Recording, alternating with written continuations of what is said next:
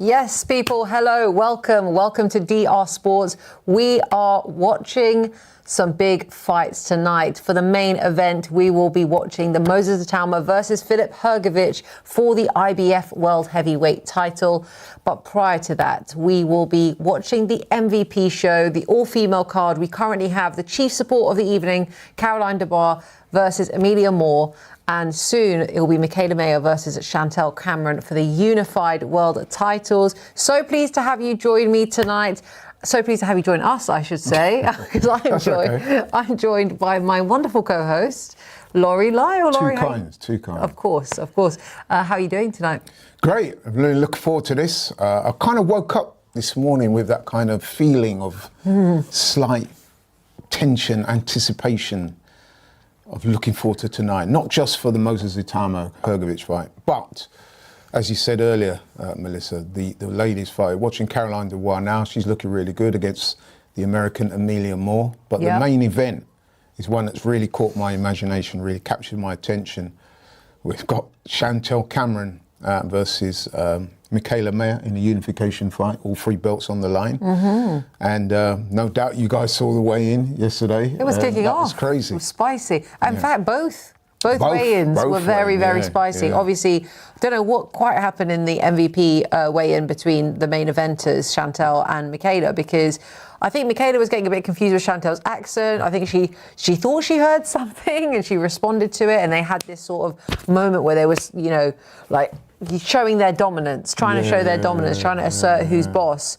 And then over in the Queensberry weigh-ins, ceremonial weigh-ins, I should say, the same sort of thing happened. Crazy. After the face-off, we saw Filip Hrgovic took that step in front of Moses as he was like doing his pose, and Moses just didn't like it, and he lost his cool there for a second, didn't he? And he pushed Hrgovic off of the stage, to which he received a retaliatory slap from Filip Hrgovic. I'm quite impressed. He sort of just leaned forward, bang. Moses weren't ready for it. Hope he doesn't adopt that same. Not a sign of things to come.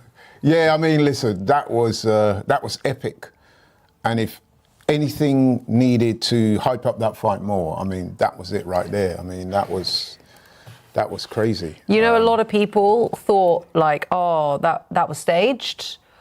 What's up with these people who keep saying stuff like that? How is that staged? Yeah, I don't know. I definitely didn't feel that it was staged. But a lot of people were like, oh, it was staged because they're trying to sell the fight even more. I don't think they need to, I'll be honest. Nah, the fight sold out. Yeah. The hype is... I mean, what I would say is that since that incident, it's taken on another life of its own. It has, yeah. But it was definitely not staged. I mean, I did a video on my channel. Check it out, LL Sports TV. Yeah, branding on point today, Laurie. In which I've been speaking about, I've done a couple of videos on this, and I was saying that to me, it's clear that Filip Hrgovic, being the older, more experienced guy, he's been around the block, hardened pro, coming up against a 21-year-old, fairly inexperienced fighter. And part of the psychological warfare is to try and get a reaction from Moses, let him feel a little bit unsure of himself, a little bit sort of, And he's, in my view anyway, instigated a campaign of psychological warfare, trying to get underneath Moses' skin. He's been doing this for weeks now, calling him a little boy, belittling Moses Itauma's achievements, talking about him in a very derogatory fashion. To me, it's all calculated, it's all designed to get in Moses' head. Up until yesterday, Moses, for the most part, had resisted it and sort of laughed it off. But you could see he was hurt. But yesterday at the weigh-in, you could see for the first time that Moses lost it. In fact, he admitted it. He said, I had a moment there where I lost it. Carl Frampton made a very good point. He said, yes, he did lose it, but he was very soon the calm and matter-of-fact Moses that we've come to expect. And Carl Frampton was like, yeah, I like that, the fact that he's managed to recompose himself after. And as I said on my channel, Alyssa, I actually don't have a huge problem with Moses. I don't agree so much with the pushing him off the stage. But getting in each other's faces, listen, I think Moses got to show that he's not going to be intimidated by the bigger, older man. I feel you're 100% spot on. I think this has been a really strategic move from Hrgovic across the weeks, because Hrgovic has done the thing that no other opponent of Moses has done so far, which is like he's not bought into the hype, or if he has, he hasn't shown it, and he's been trying to say like, hey, I'm not impressed by your achievements. Like your opponents have either been dragged in last minute, or they've been over the hill, or they've been gatekeepers. Like now you're going to face a real top heavyweight contender, and you're going to see what's what, you know. And I think that is something that Moses is not used to hearing, because however much grounded he is, which credit to him, he's super grounded, you're going to be affected in some way when someone is like, I'm not impressed with you, when everyone else is so impressed with you. You said that perfectly. Hrgovic has done what I would have done if I was in his shoes. You want to create that little bit of doubt in Moses' mind. And let's be honest, it's not like Hrgovic is some kind of fallacy. He is the real deal himself. He's a former Olympic youth world champion, former Olympic bronze medalist. He's done the rounds. He was heavily touted himself on the way up. Okay, it's not quite materialised in the way he would have liked, but he's only been beaten once, legitimately, by Daniel Dubois, and even that was on cuts. He's got a hell of a chin. Never been down, amateur or pro, sparring or in the ring. That tells you that this is a hard man. A man that's not given to hype himself. Which is interesting, because he, being a former youth world champion, as you said, obviously that is also Moses' achievement. That's he made it clear. He was like, everything you've done, I've done. And like, again, when you're saying factual things like that to the person that's going to be opposite you in the ring, you know, at some point, maybe that seed of doubt has developed for Moses. I hope not. I hope that the way he lost his cool is not what's going to happen tonight. I hope he goes in there like how he's described it, as like, this is a puzzle piece that needs to be figured out. He thinks he's got it figured out, and he goes in there with a calculated approach and not an emotional one. That's right. Because I think if he loses his head, that's going to be a bit of an issue. I'm so excited. But you know what it is as well? I think that there's a couple of things there. I think that for Moses, this is great, because, as you said, Melissa, he's never had to deal with this before. And this is going to come again in his career at some point. 100%. So if you can deal with this now, get over that hurdle, that's another box ticked as far as Moses is concerned. He's going to say, look, I've come up against an opponent that was mouthy, in my face. Look what I did to him. You know what I mean? So if he gets through tonight, that will be a major tick. Major tick. Secondly, if you think about it, if you're Moses, as long as you don't get over emotional, this is what you kind of need, really, to hype you up, to really get you. I can imagine in training, he's probably run that extra mile or done a couple extra rounds on the bag or done an extra round sparring. You know what I'm saying? To get his mind attuned to what lies ahead. So it could work in his favour. It could. It really could. It absolutely could. I'm so excited, Laurie. I'm not going to lie to you. I did spend a lot of today sort of like wasting time waiting for tonight to arrive, and now we're finally here. Oh, good shot by Emilia Moore there. Yeah, this fight has been absolutely cracking. We're in round 9 of 10. A lot of people sort of expected Caroline would have had her out of here by now, but Emilia Moore seemed very up for it when they had their face-off yesterday. She did, yeah. Guys, I mean, Caroline has looked pretty good. She dropped Emilia Moore halfway through the fight, and you would have thought that Caroline had gone, oh, she's hurt her again there with a, what was it, a right cross, right hook? Yes. For those of you who've just joined us, please don't forget to smash that like button. We want to see lots of likes coming in. If we get to a certain number, me and Laurie will spar. How about that? So I'm going to read out a few of the questions, because there's been a few questions. Please do. So Ninja Teddy said, just realised there are no judges for the MVP card. Any reason? So is it just referee's scorecard, which is strange? Would love to know Laurie's thoughts on it. Well, when it's not a world title fight, often referees do score the fight. So they give their scorecards, and it will just be the referee scoring the fight. But this, because there'll be a world title on the line, will have actual judges, because it has to be an unbiased opinion. For sure. I think that's right. Yeah, although this is a defence of Caroline's title, right? Yeah, but I'm saying that I'm sure there are judges scoring. Yeah, for this one, I'm sure. Yeah, because I think I can even see one of the judges there. To Samuel Carter, no, we're not a couple. We are very good friends. We are very esteemed colleagues. Purely professional. Yes, Purely professional. But we are very good friends. But here we are. And then Next question, Laurie, what do you think of Spurs? Well, before Laurie answers that, what do I think? I think it's relegation zone for Spurs again this season. At the moment, they are propping up the rest of the table. You know what? That just added to my day. Yes. Because I watched that game at home before I came here, and wow. Crazy, huh? Spurs, having spent all that money, got a new manager in, expecting things to change. Some people were even saying that Spurs could mount a European challenge this season, but 2 games, 2 losses, 2 disappointing performances, and I've got to say, man, they don't look in a good way right now. That being said, though, it's only 2 games, so... Yeah, we can't get too ahead of ourselves. Long way to go. I was rooting for Newcastle all day today. Yeah, so was I. I was even looking at all my monochrome stuff in the house. And I was happy for Newcastle as well, because I thought last week they should have beaten Liverpool. I think that they're unlucky to concede that penalty that they did in the last seconds of the game. And had they not conceded that dodgy penalty, they would have beaten Liverpool at Liverpool. Sorry, they would have beaten Liverpool at home and got off to a fantastic start. But well done, Newcastle. Yeah, absolutely. Elijah, hello, good evening. Nice to have you join us tonight. Always a pleasure when you do join. Guys, do remember to smash that like button for us.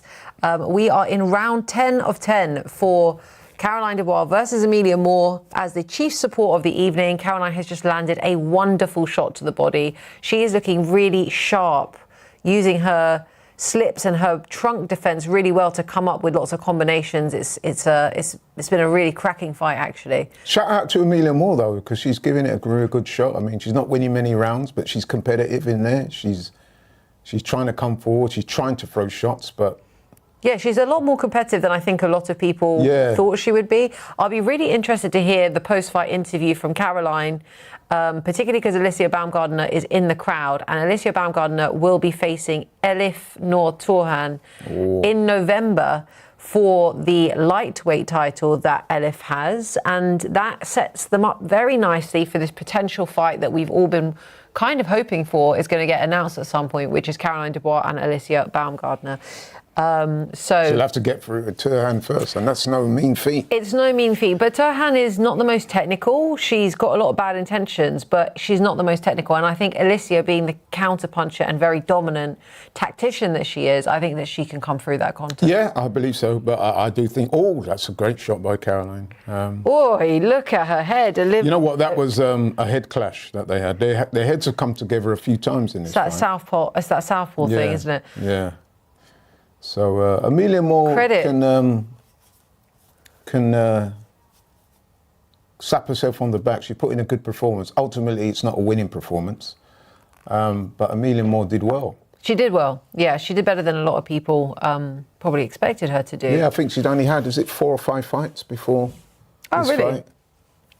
She was a good amateur, but I think you saw the difference though in levels. Yeah, definitely. I know Caroline's going to be feeling hard on herself, wanting to have got that stoppage tonight. Yeah, it's funny because Caroline, I was saying to you off camera that she's one of the more aggressive female fighters, and she wants to get stoppages. That's a bad clash of heads. Nothing deliberate. I think they just leaned into each other. Yes, yeah. But yeah. Yeah. Okay. They're kind of taking their gloves off and awaiting the scorecards. Isn't it a shame, though, that this card is on the same night as the Moses Itauma? Yeah, but in answer to a question you asked me off camera last week about, why did they do that? It's because the Katie Taylor fight is next weekend. Right. So it wouldn't have made sense to split the demographic of people who watch the female. Yeah. Oh, we got Michaela Mayer warming up. Her hair looks slick. Yeah, it does. She looks great. Meanwhile, we're looking at Chantel Cameron. I'm told reliably by people into women's boxing that Chantel Cameron is a big puncher. She is. She's very strong, yeah. I've heard the same. So, yeah, it'll be interesting to see what happens because I saw Chantel yesterday, man, at the weigh-in, and I've never seen her like that before. I don't know what got into her. Very aggressive. Because they were very respectful to each other throughout the fight. Yeah, very cordial in the lead up to the fight, but then come the weigh-in, it all changed. Yeah. And listen, I'm here for it. I'm here for it too. I'm absolutely here for it. Got a great little comment from Douglas Duggar. Itauma gets knocked spark out or Arsenal retain the league. Pick one. Well, obviously we're picking Itauma gets sparked out because he can come back from that. But Arsenal will no, I'd rather not, man. I'd rather not. What? You'd rather Arsenal not retain the league? No, I'd rather not answer the question. Oh, right, fine. Well, I'll answer it. I would rather Itauma. I'm a fan. Don't please. I want him to get to the mountaintop, but Arsenal will definitely win the league. Yeah. And I think Moses will definitely win tonight. So. Yes. It's a win-win, really, for us tonight, isn't it? This is my friend Jake Paul, and he looks like he's putting a lot of weight, man. Who, Jake Paul? Yeah, I can see Must be that broken chin, that broken jaw of his. Yeah, such a shame, that, wasn't it? Such a shame. It's so devastated about that. Right, here we go with the decision. I think it's quite clear. Oh, Caroline looks a little bit. She would be. Now that she's nodding her head. 2 judges see the contest. 99 to 90, while the other sees it 98 to 91, declaring your winner by unanimous decision and still the unified lightweight champion of the world. Caroline's good, man. I mean, she really is. She's one of the best women to watch as well. Very aggressive, good skills, good all-round fighter, can punch. And she's got a good personality as well. Great personality. She's sort of like been a little bit under the tutelage of Clarissa Shields as a sort of like older mentor type. Sure, yeah. Which is great, because I think something that we sometimes miss out here in the UK when it comes to our boxers, particularly our female boxers, is a little bit of the trash talking. Yeah. You know, and recently I've been noticing that more women have been sort of jumping on board with it, and Caroline has been great for it because she's really intelligent with it. She never takes it too far. She kind of like maintains quite a lot of dignity doing it. And recently I saw Tia Ayton, who's like very, very young. She's maybe 19 years old. She's knocking everyone out. Yeah, she was great. And she, in the press conference, had just such an air of confidence about her. And she was like, and they were like, how do you think this fight's going to end? And she was like, knock out. Because she just knows, right? And she was like, I could win a world title tomorrow. Like, wow. You know, I'm really for it, actually. No, it sounds good. And she can fight as well. I've seen a couple of her fights. She looks really good. Yeah. Someone here in the comment, too much aura, 20. Too much aura. I like that name. That's good. Caroline ducks the real smoke. Let's be real. Your thoughts? Really? No. If anything, Caroline's running towards the smoke. She genuinely does believe in herself. She wants that fight with Alicia Baumgardner. If anything, and I'm not casting aspersions, it's been Alicia that has been a little bit hesitant in accepting the fight. Agree. Caroline's chasing that fight. She's been on the record of saying she wants it. And we want to see it because 2 quality competitors. And if anything, I would lean slightly towards Caroline. Maybe it's a bit of UK bias. I've met Caroline as well, so I need to declare that interest as well. But mind you, I've let Alicia Baumgardner too. But yeah, if he was to put me on the spot right now as to who I think would win that, I would lean slightly towards Caroline. But that's no disrespect to Alicia. She's quality as well.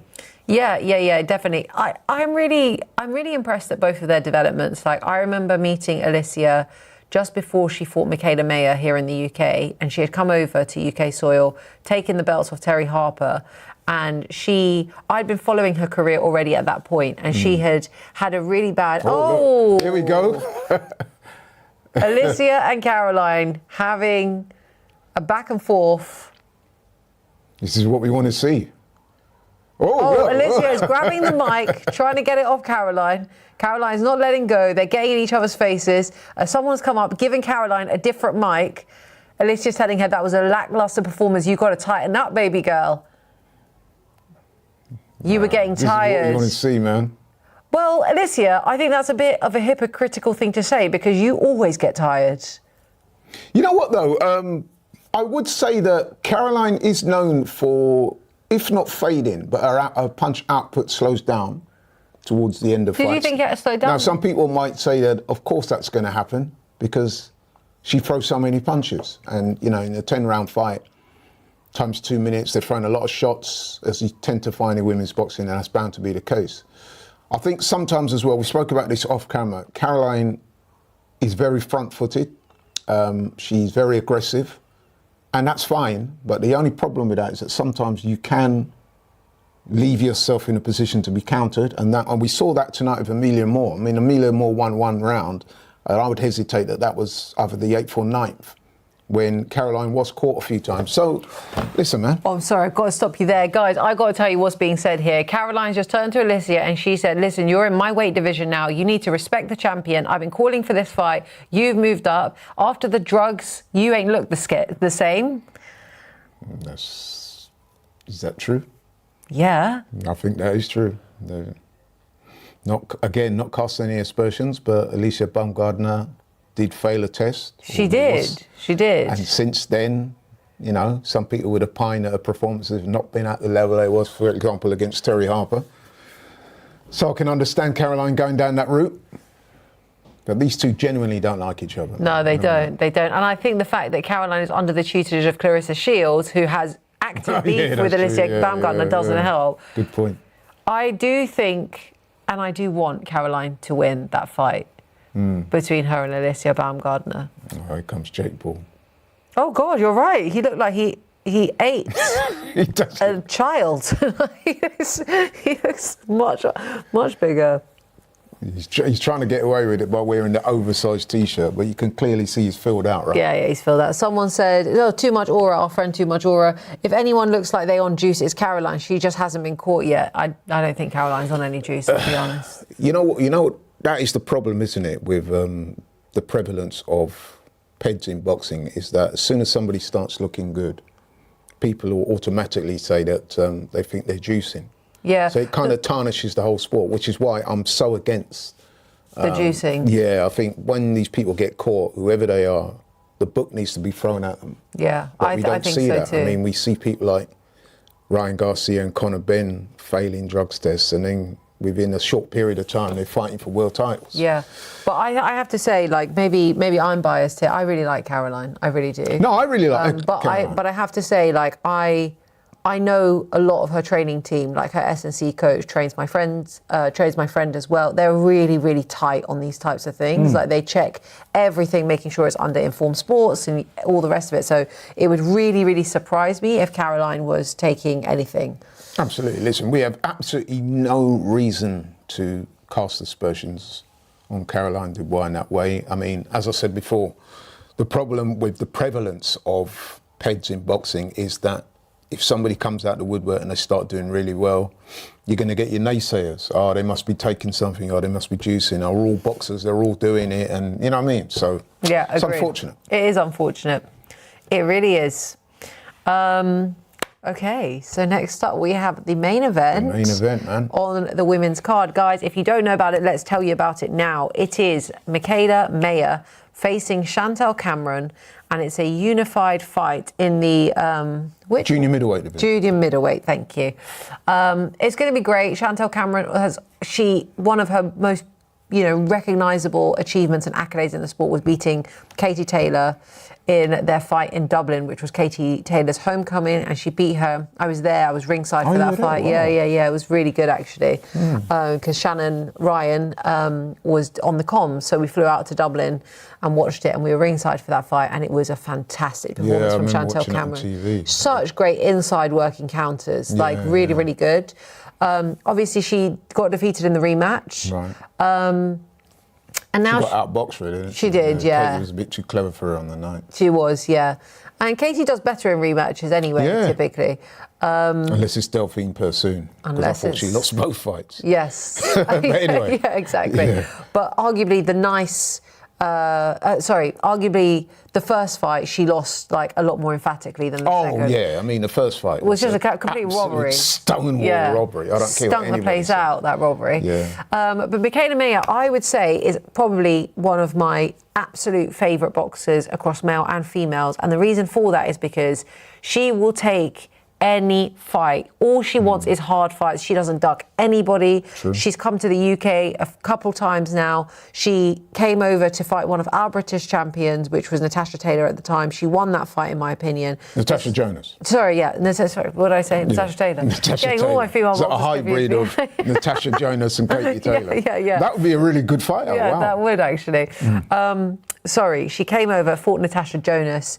She definitely won that fight, in my opinion, and the scorecards were stinkers. Yeah. But she's just one of those people. She then moved up weights because she was like, I'm done here at this weight. She's just so dominant. She's so good. It's amazing to think she was a super featherweight when she came out in the amateurs. That's crazy, right? She And looks now like she's a light filled out middle. so good. Because she's very tall, so she holds the weight well. She does, yeah. She looks really strong as well. She does. And in the last couple of fights against Sandy Ryan, where she absolutely put a beating on Sandy Ryan. Yeah. She won that fight a lot easier than I thought. I mean, because I rate Sandy Ryan. I think Sandy Ryan's a good fighter, but she was no match for Michaela May. And there was some controversy in the first fight. They fought the second time. If anything, Michaela won easier that one. Easier, way so, easier. Sometimes Michaela does appear to make fights a bit harder than they need to be, but I think it's only because she likes a good scrap. Yeah, she does what and I've seen a few tall fighters do this. They do what I call giving up their height. So normal convention is if you're taller and you've got longer reach, really what you need to be doing is keeping the other person at the end of that reach, so you can kind of ease back a bit. Yeah. Keep them on the end of the jab, and then when they try to come in, you judge the distance and time them, and easier said than done, of course, but that's the tactic. But some taller fighters, and Michaela May is one of them, they're quite happy to give up their height, stand in the pocket and trade, somewhat unnecessarily, because you don't really need to do that to win the fight. But she just loves bent arm shots. She's naturally aggressive. She wants to put on a show. She's aware of her aura. She wants to be known as an aggressive fighter that goes for stoppages, and she makes her really good to watch. Yeah. And she just loves a bent arm shot. She loves fighting on the inside. She's really good at it as well. She is. And it's like quite rare, I think, in women's boxing that they are comfortable to stay on the inside in that way. That's one of the things I really like about Caroline Dubois as well. She's also quite comfortable. Yeah, Caroline's very aggressive. Yeah. And Clarissa Shields, she's very comfortable on the inside. But lots of female boxers much prefer to just keep it at range, But yeah, I mean, listen, although she's got a new coach now, Kofi Jantua, this is Michaela Mayer, and she said that they've been working on a lot of things, including her footwork and her overall boxing skills and IQ. And I think the partnership has borne fruit because she has looked good in her last couple of fights. So, yeah, she has looked really good. Really, really. So I think what you'll see tonight is a combination of both. I think she will look to box, establish a jab, establish distance control.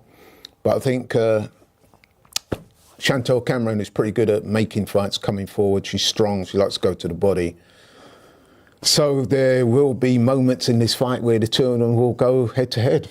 I can't. Yeah, I wouldn't imagine any other way. That's what makes it a really good fight, because it's going to be definitely a lot of punches thrown. And we'll see. I've got to say, MVP have done a really good job of like the fight builder. Oh, 100%, yeah. This whole I've been watching a lot of stuff on their social media, and it's like they've been doing a lot of content around like who does it better, USA or UK? Because obviously it's USA v UK. And it's, I'm impressed by it. No, me too. I mean, listen, you will know Melissa, because we've spoken about it many times. And anybody that watches my channel or see me doing these types of watch-alongs and shows will know that Jake Paul is, for me, a very polarising figure. So if you're talking about Jake Paul as a boxer, I'm not having that at all. I think he's a scammer, to put it bluntly. But Jake Paul as a promoter, especially of women's boxing, you cannot argue with what he's done. I think it's been fantastic for the women's game. And here we have another example of that. He's put this show on at great cost to himself, I would imagine. And he's brought together two of the best fighters in women's boxing. So he deserves a lot of credit for that. Yeah, he definitely does. He definitely does. One of the things I love about Michaela Mayer, I'm just going to fangirl over her for a quick second there, is like she's just so good in front of the camera, isn't she? Oh, yeah, very good, very good. Probably of all the women's boxers, I would say that she's definitely the best. I was there that night. Yeah, same. What was that, 2022? I think it was 22. At the O2? Yeah, I think it was 2020. Yeah, great or 21? Fight, something like that. I can't remember. I think it was 2022. Yeah, I'm not sure. Perhaps. Let me just check that. Yeah, I think it was 2020. Yeah, it's 2022, October 2022. Okay, interesting. Yeah, great fight. I personally thought that Baumgardner edged it. I didn't. And I'll tell you why I thought that. I thought that Michaela Mayer had the greater output in terms of punches, but I just felt that Baumgardner level of quality on the night. It was just that little bit more. So if you go for quantity, you would have gone for Michaela because she did throw more punches, maybe even landed more. But in terms of the greater quality on the night and the overall boxing IQ and skill sets, I think that Alicia edged it. Although, listen, it could have gone either way. It was one of them. It wasn't a robbery. It wasn't a robbery. It was just a very, very close fight, wasn't it? So... I think that the Natasha Jonas fight, that was in January of 24. I watched that fight on TV. You were there. But to me, I thought that Michaela won that clearly. Yeah. So that was approaching robbery status. I don't even usually comment on these things, but even I commented on the Sky Sports thing, being like those scorecards were a joke. Yeah, man. And this is what deters people. That was home cooking, that. Yeah, and that's what deters people from coming across the pond and taking fights, big fights, you know. Quite crazy, really. Incidentally, this is Michaela Mayer's 5th time fighting in this country. She likes it over here. She does, yeah. I think the fans really take to her. I mean, I spoke to her a few times, did some media work with her in the lead up to the Baumgardner fight, and she was really accommodating, spoke really well, very articulate, knows her boxing. Yeah, she went down a storm with the fans and the media alike. Yeah, I remember when I interviewed her and I introduced myself and I said, I'm Melissa, nice to meet you. And the first thing she said, she was like, Melissa, that's my alter ego's name when I'm in the club. And I was like, I like her. She's great. There's a bit of a debate going on in the comments about who is the GOAT or the GWOAT, whether it's Katie Taylor for all she's done for women's boxing or whether it's Claressa Shields. Laurie? I've made my views on this very clear. You've only got to watch my channel. To me, it's Claressa Shields, hands down. It's not even close. However, what I would say is that Katie Taylor, I can understand why some people would label her the GWOAT because for number one, she's been a great fighter. She's been a trailblazer. And I think a lot of the time, correct me if you think I'm wrong, Melissa, is that with Katie Taylor, she's such a classy person. And with Claressa, and I need to choose my words carefully when I say this, Claressa is quite controversial and she says and does things that at times you shake your head and you think, why are you doing this? And I think that ultimately she's, if not unpopular with some people, it just makes it difficult for some people to warm to her. Not me, because I'm a big fan of Claressa Shields. Always have been since I saw her in the London Olympics winning gold medal at 17 years old. But I think sometimes that influences people's decision.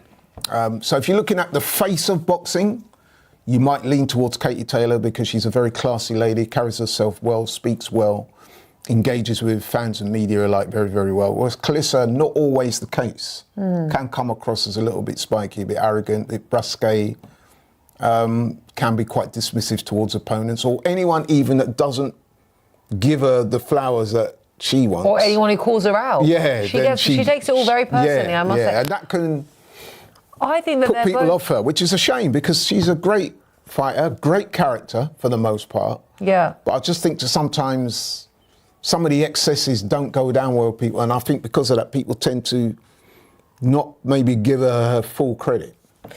Yeah, I think there's an argument to be said. I mean, listen, what Claressa's achieved is just unbelievable, like unbelievable across multiple weights. She's done incredible things in boxing.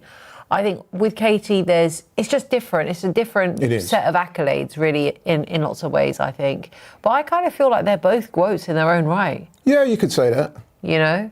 I would say this, though. I think if you look at the opposition, here comes Michaela Mayer. What's she got on her head? She's got a do-rag on her head. That's weird.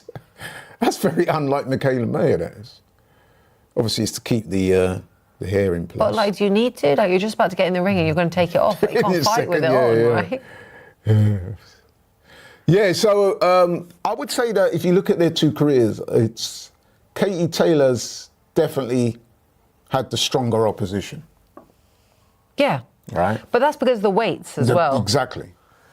But in terms of dominance, you can't argue with Claressa. I mean, she barely loses a round in her fights. And yeah, she's dominant. And even when girls have tested her, for example, what's her name? Savannah Marshall, she always finds a way to win.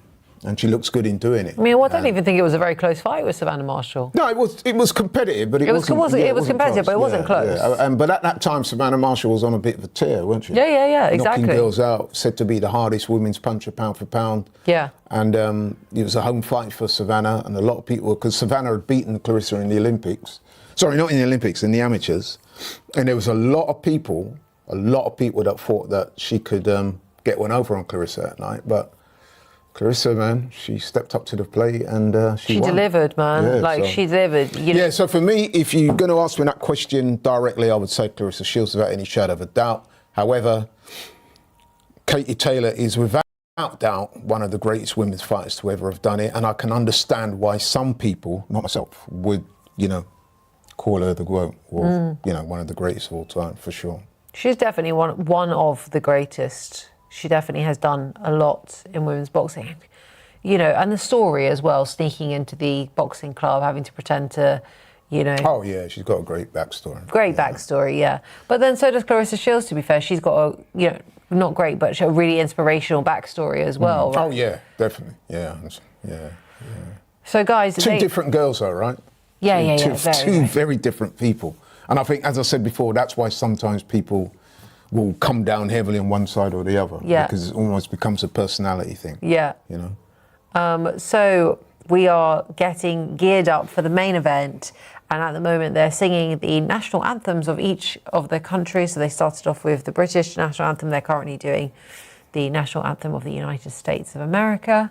And then we'll get the fight cracking. What are you making of the body language of Michaela Mayer and Chantel Cameron, Laurie? They both look focused. I see Chantel in the corner a second ago smiling. So she must feel confident and relaxed. But once that first bell goes, man, it'll be interesting to see the tactics of both girls.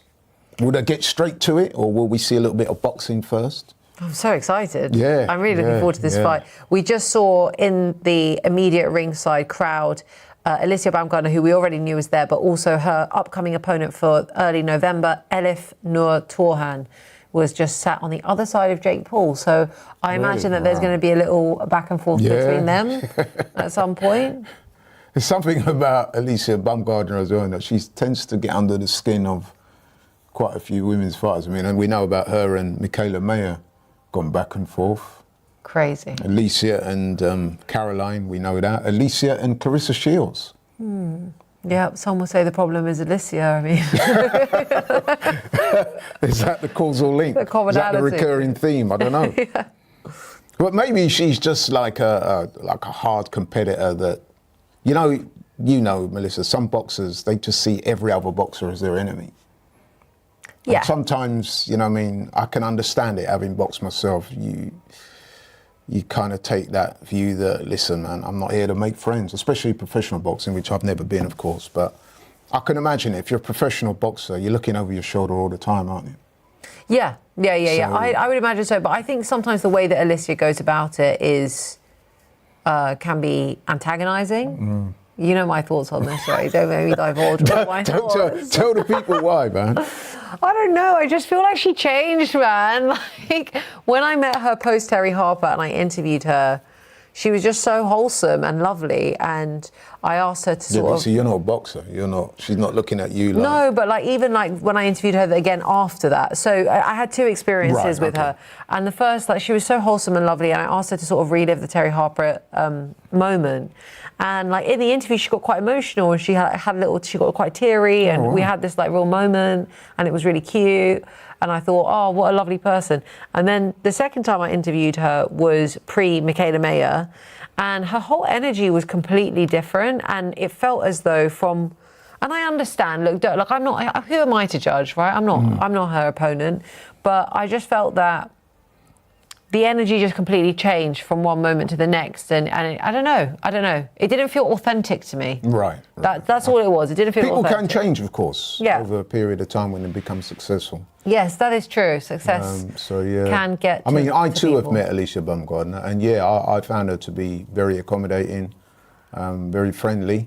But then again, like I said, I'm not fighting her. I'm no threat to her. I think some people in boxing, they have that kind of persona whereby if they see you as a challenge or a potential threat, then their energy towards you, it can be very, very different. Yeah, totally. Right, we're about to get underway. Chantal's looking a bit soft around the middle, isn't she, compared to Michaela? Yeah. Michaela did weigh in heavier at the weigh-in, ever so slightly. But they both do look in great shape, though. Yeah, they do. But I think Chantal looks a bit softer than I've seen. It's a different body type, really, isn't it? Yeah, I guess so. Yeah. But yeah, I'm looking forward to this one, man. It's about to kick off. It'll be very interesting to see how these first couple of rounds go. Oh, she's 36. She's my age. I didn't realise that, until previously. God, I love and her even Chantal more. is 35. Interesting. So, Great experienced skills. Like great examples, honestly, in women's boxing of like two successful, like high achieving, highly ambitious women in the sport. Yeah, for sure. Big fan of both of them. Is that Manny Robles in her corner as well? Is it? In Michaela Mayer's corner. I know Chantal has Jamie Moore, which is interesting because she was with Jamie Moore, then she split with Jamie Moore, and then she's now back with him. Oh, really? Yeah. Oh, that is interesting. And of course, she'd had a much publicised split with Shane McGuigan. She Chantal, did, yeah, she did. Which very we still don't publicised. know the ins and outs of, but it seemed like it was... I don't know, Shane McGuigan seems to, dare I say... He falls out with fighters. He or does they fall out with him. Yeah, they do fall out with him, yeah. Right, Oh, here we go. No love lost in the... No love lost. They're just facing each other, looking into each other's eyes just before the fight gets going, as the referee tells them what the rules of the evening is to keep it. Do you think Chantal's kind of engineered a little bit of a beef just to give her that extra bit of motivation? I don't know. And the reason why I say that is because I've never seen Chantal Cameron like this before, and I've been watching her career ever since she started. And I know she got into it before with Sandy Ryan, but they didn't actually fight. But anyway, here we go. Here we go. To answer V. Lawrence's question, no, the Itauma fight hasn't started yet. At the second it does, we will be switching over. So don't worry, we're just watching this in the meantime. I think what you can see straight away is that they're trading jabs, but it looks very much as if Chantal is determined to try and keep the centre of the ring. Oh, okay. Chantal is doing some nice work in there. She's, as you say, keeping the centre of the ring, trying to keep a bit of a distance, keep it at range a little bit as well. And then kind of come in that, because, she comes from a taekwondo background. Yeah, I know that. So she's doing that sort of like step in, step across to cover distance and space. She's a bit more flat-footed than Michaela. Michaela's moving around, switching angles. Michaela never looks... Oh, good shot by Chantal there. Michaela never looks terribly good in the first couple of rounds. Takes her a while to warm up. It does, yeah. Get a read of her opponent. Oh, very nice work from Chantal Cameron. Who I would imagine is the bigger puncher of the two, especially at this weight. Now, Chantal's doing a very good job of keeping out of Michaela's range and then making the steps across to find her when she wants to throw her own combinations. Interesting. Very interesting. We got Ben keeping an eye, in case you're wondering, when the ring walks start for the Itauma versus Hrgovic. But until that happens, we're watching this very, very good ladies fight. It's a good first round. Good first round for Chantal Cameron. Very good first round for Chantal Cameron. Definitely She landed a really good right hand in close that I think got Michaela's attention. Didn't hurt or wobble her, but you could see that it landed clean. And maybe that would explain why Chantal is looking good. She is looking good. Michaela hasn't landed anything too effective in this round. Chantal did a Whoa! Hey, these two are not messing around. Whoa! Bumping into each other after the fight, referee having to come in between them. Like a little shove, a little push and a shove. Yeah, they look like the referee would have to split them up in a moment. Yeah, man. Chantal is I'm going to say this, smoke. right? I'm going to say that. I need to be careful how I say this, but I'm going to say it because I do think it's relevant. You see women, right? You will know this. They can be very aggressive. I used to work security once, back in the day, on the doors and stuff like that. And some of the women's fights that I saw, they They were really going for it, man. Because they're emotional. So, yeah, do not think that women are any less aggressive than men. Sometimes they can be even more so. Because of their emotions. Oh, is that right? I think so, yeah. Seriously, some of our biggest fights that we had when I was working the doors were like women. It doesn't surprise me. You know, and then tend to get the men want to get involved as well. But the women were not stopping, man. They were letting their hands go. So, yeah, anyway. Here we go, back round to the two. boxing. So far, I would say that was a 10-9 round to Chantel Cameron. Yeah, that's in the definitely first round. Chantel. Okay, good little uppercut from Michaela Mayer landed there in the second round.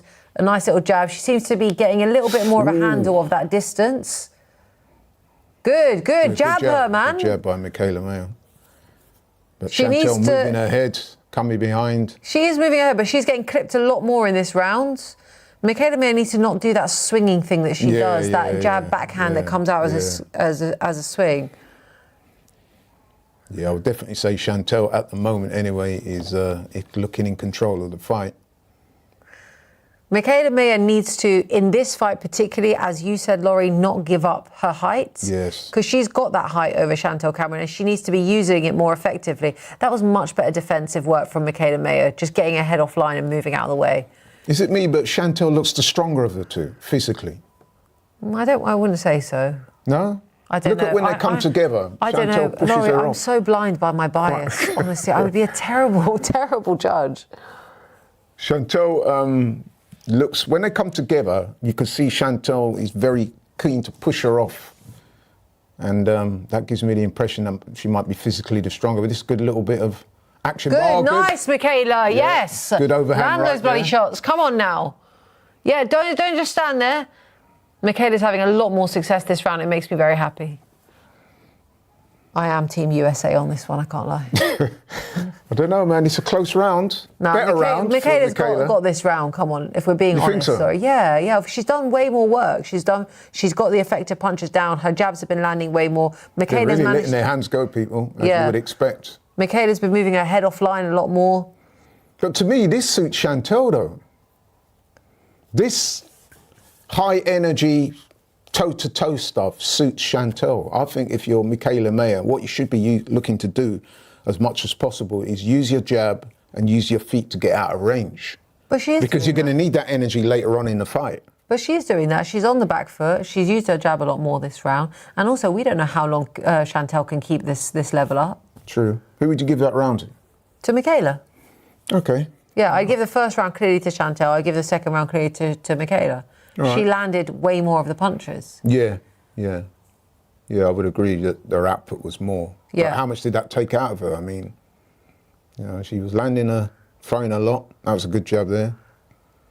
Oh. Is there a bit of blood from Chantel's nose there? I'm not sure. The Mayer corner telling her she's got to box Cameron. Well, this is what I said. Fight. This is what I said. She's giving up her height. She's going toe-to-toe, and we're only in the second round. Yeah, but Mayer likes to fight. That's the thing. She likes it. She enjoys it. Got caught with a good jab there. There's no love lost between these two girls. Yeah, I don't know why Chantel's gotten so angry. I reckon it's she knows what's in front of her, and she knows she has to produce. So I think that she's using this as extra motivation because she knows what's in front of her. Yeah, some good jabs landed from both of them, on both sides actually. I think Michaela's taken a few more jabs than Chantel so far in this round. And it could be that Jamie Moore has probably said to her, look, you're being too nice to this girl. You need to stick it on her. You need to make it ugly. Yeah. Getting that mindset from now. Good round for Chantel Cameron so far. So far, yeah, she's pushing her back. She's pushing her back. She's clipping. She's landing the clearer shots. Michaela's being a little bit lazy, I must say, with her jab. It's not looking sharp at all. You know why? Michaela, if you're going to get in a clinch, please throw some hands. You know why that could be? Like I said, she expended a lot of energy in that previous round, man. No, but Michaela's got a good gas tank. She's always had a good gas tank. Oh, good shots by Chantel. Yeah. Well, and body shots as well. Good body shots from Michaela too. It's a great fight already, just like what we thought. Wow. Chantel's really trying to strong arm her and yeah, that's show what I said, her. man. Physically, she's the stronger. Absolutely no doubt in my mind. Well, she's the naturally Yes, bigger one, isn't she? She is. And she's making that Very clear. presence felt, which is the right thing to do, of course. I really don't want to see Michaela lose, Laurie. I don't think I'll be okay. She's losing this round. Oh, Oh, damn. Chantel's Chantel's smiling. sticking her tongue out. Did you see that? Yeah. Chantel's enjoying it in there, man. This is definitely a Chantel Cameron round. Wow. I've never seen Chantel like this before, man. I'm not liking this, She's a bit guys. spiteful. I'm not liking this at I all. like this version of Chantel Cameron. I'm not liking this for Michaela Mayer. I think Michaela Mayer lost that round quite big. But not like a 10-8. No, not a 10-8. I mean, she wasn't dropped or seriously hurt, but she was outboxing that round without any shadow of a doubt. And I would say a couple of things. For number one, she looks physically stronger. I don't think there's any doubt about that. Number two, I think without a doubt, she's the harder puncher of the two women in there.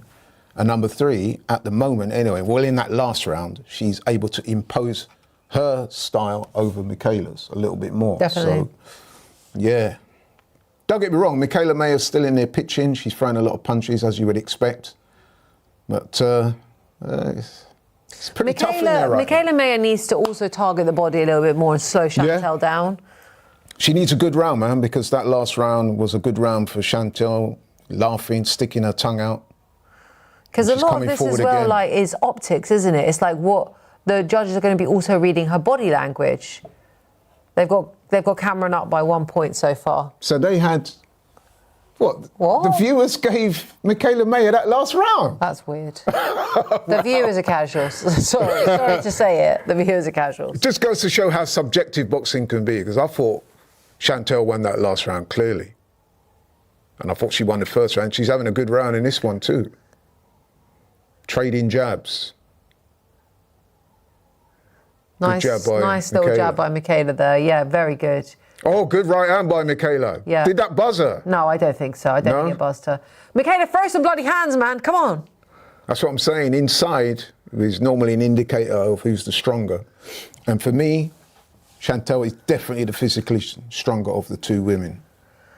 Doesn't mean to say she's going to win, but physically she does look the stronger of the two. Now Michaela's the one coming forward. That's what we want to see. I want to see her. Some good shots being thrown by both. And a good return from Michaela. Yeah. Oh, toe to toe. Oh, damn! Oh, Michaela Chantel. ate a left hook. She absolutely ate a left hook. My coach always used to say, you throw left and a right, always come with the left hook, because that closes up the door. And that's what she did there perfectly.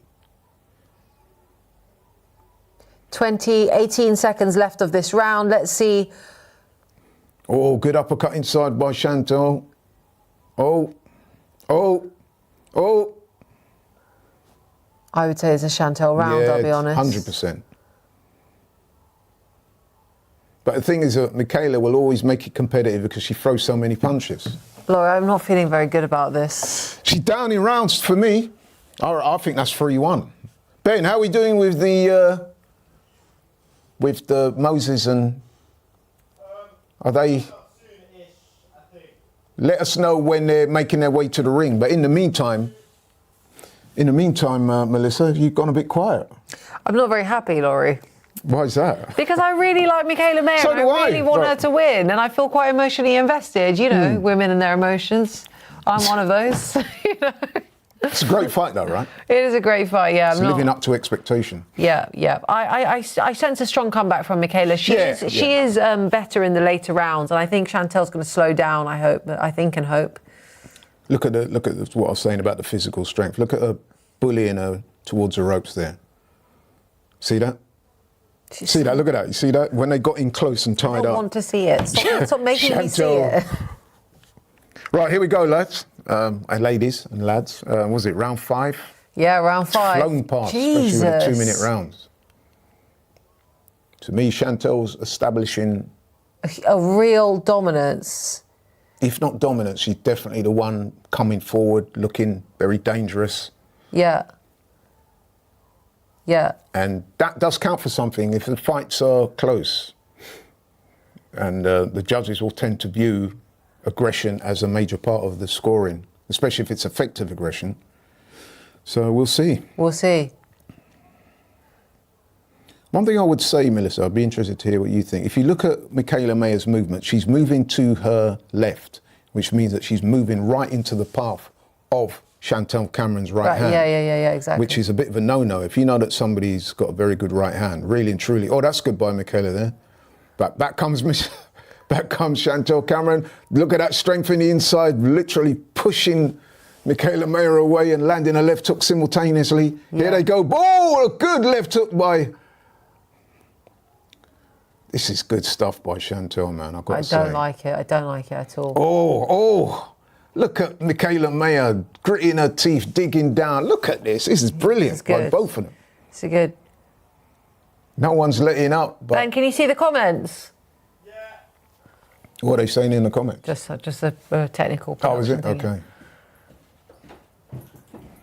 This is... Oh, good shot by Michaela, but back straight away comes... Come on, I need Michaela to do something. I need her to do... Oh! Head's going in there. Little uppercut from Michaela Mayer, close one on the inside. Oh, damn, that was a horrible left hook that Michaela just ate. Clean as well. Tell you one thing, Michaela Mayer's got a good chin.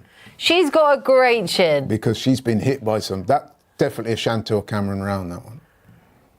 And I was told by somebody as well that the ring is very small, which will suit Chantel a lot more than it would Michaela. I just want you to know that I'm giving you a very, very dodgy look.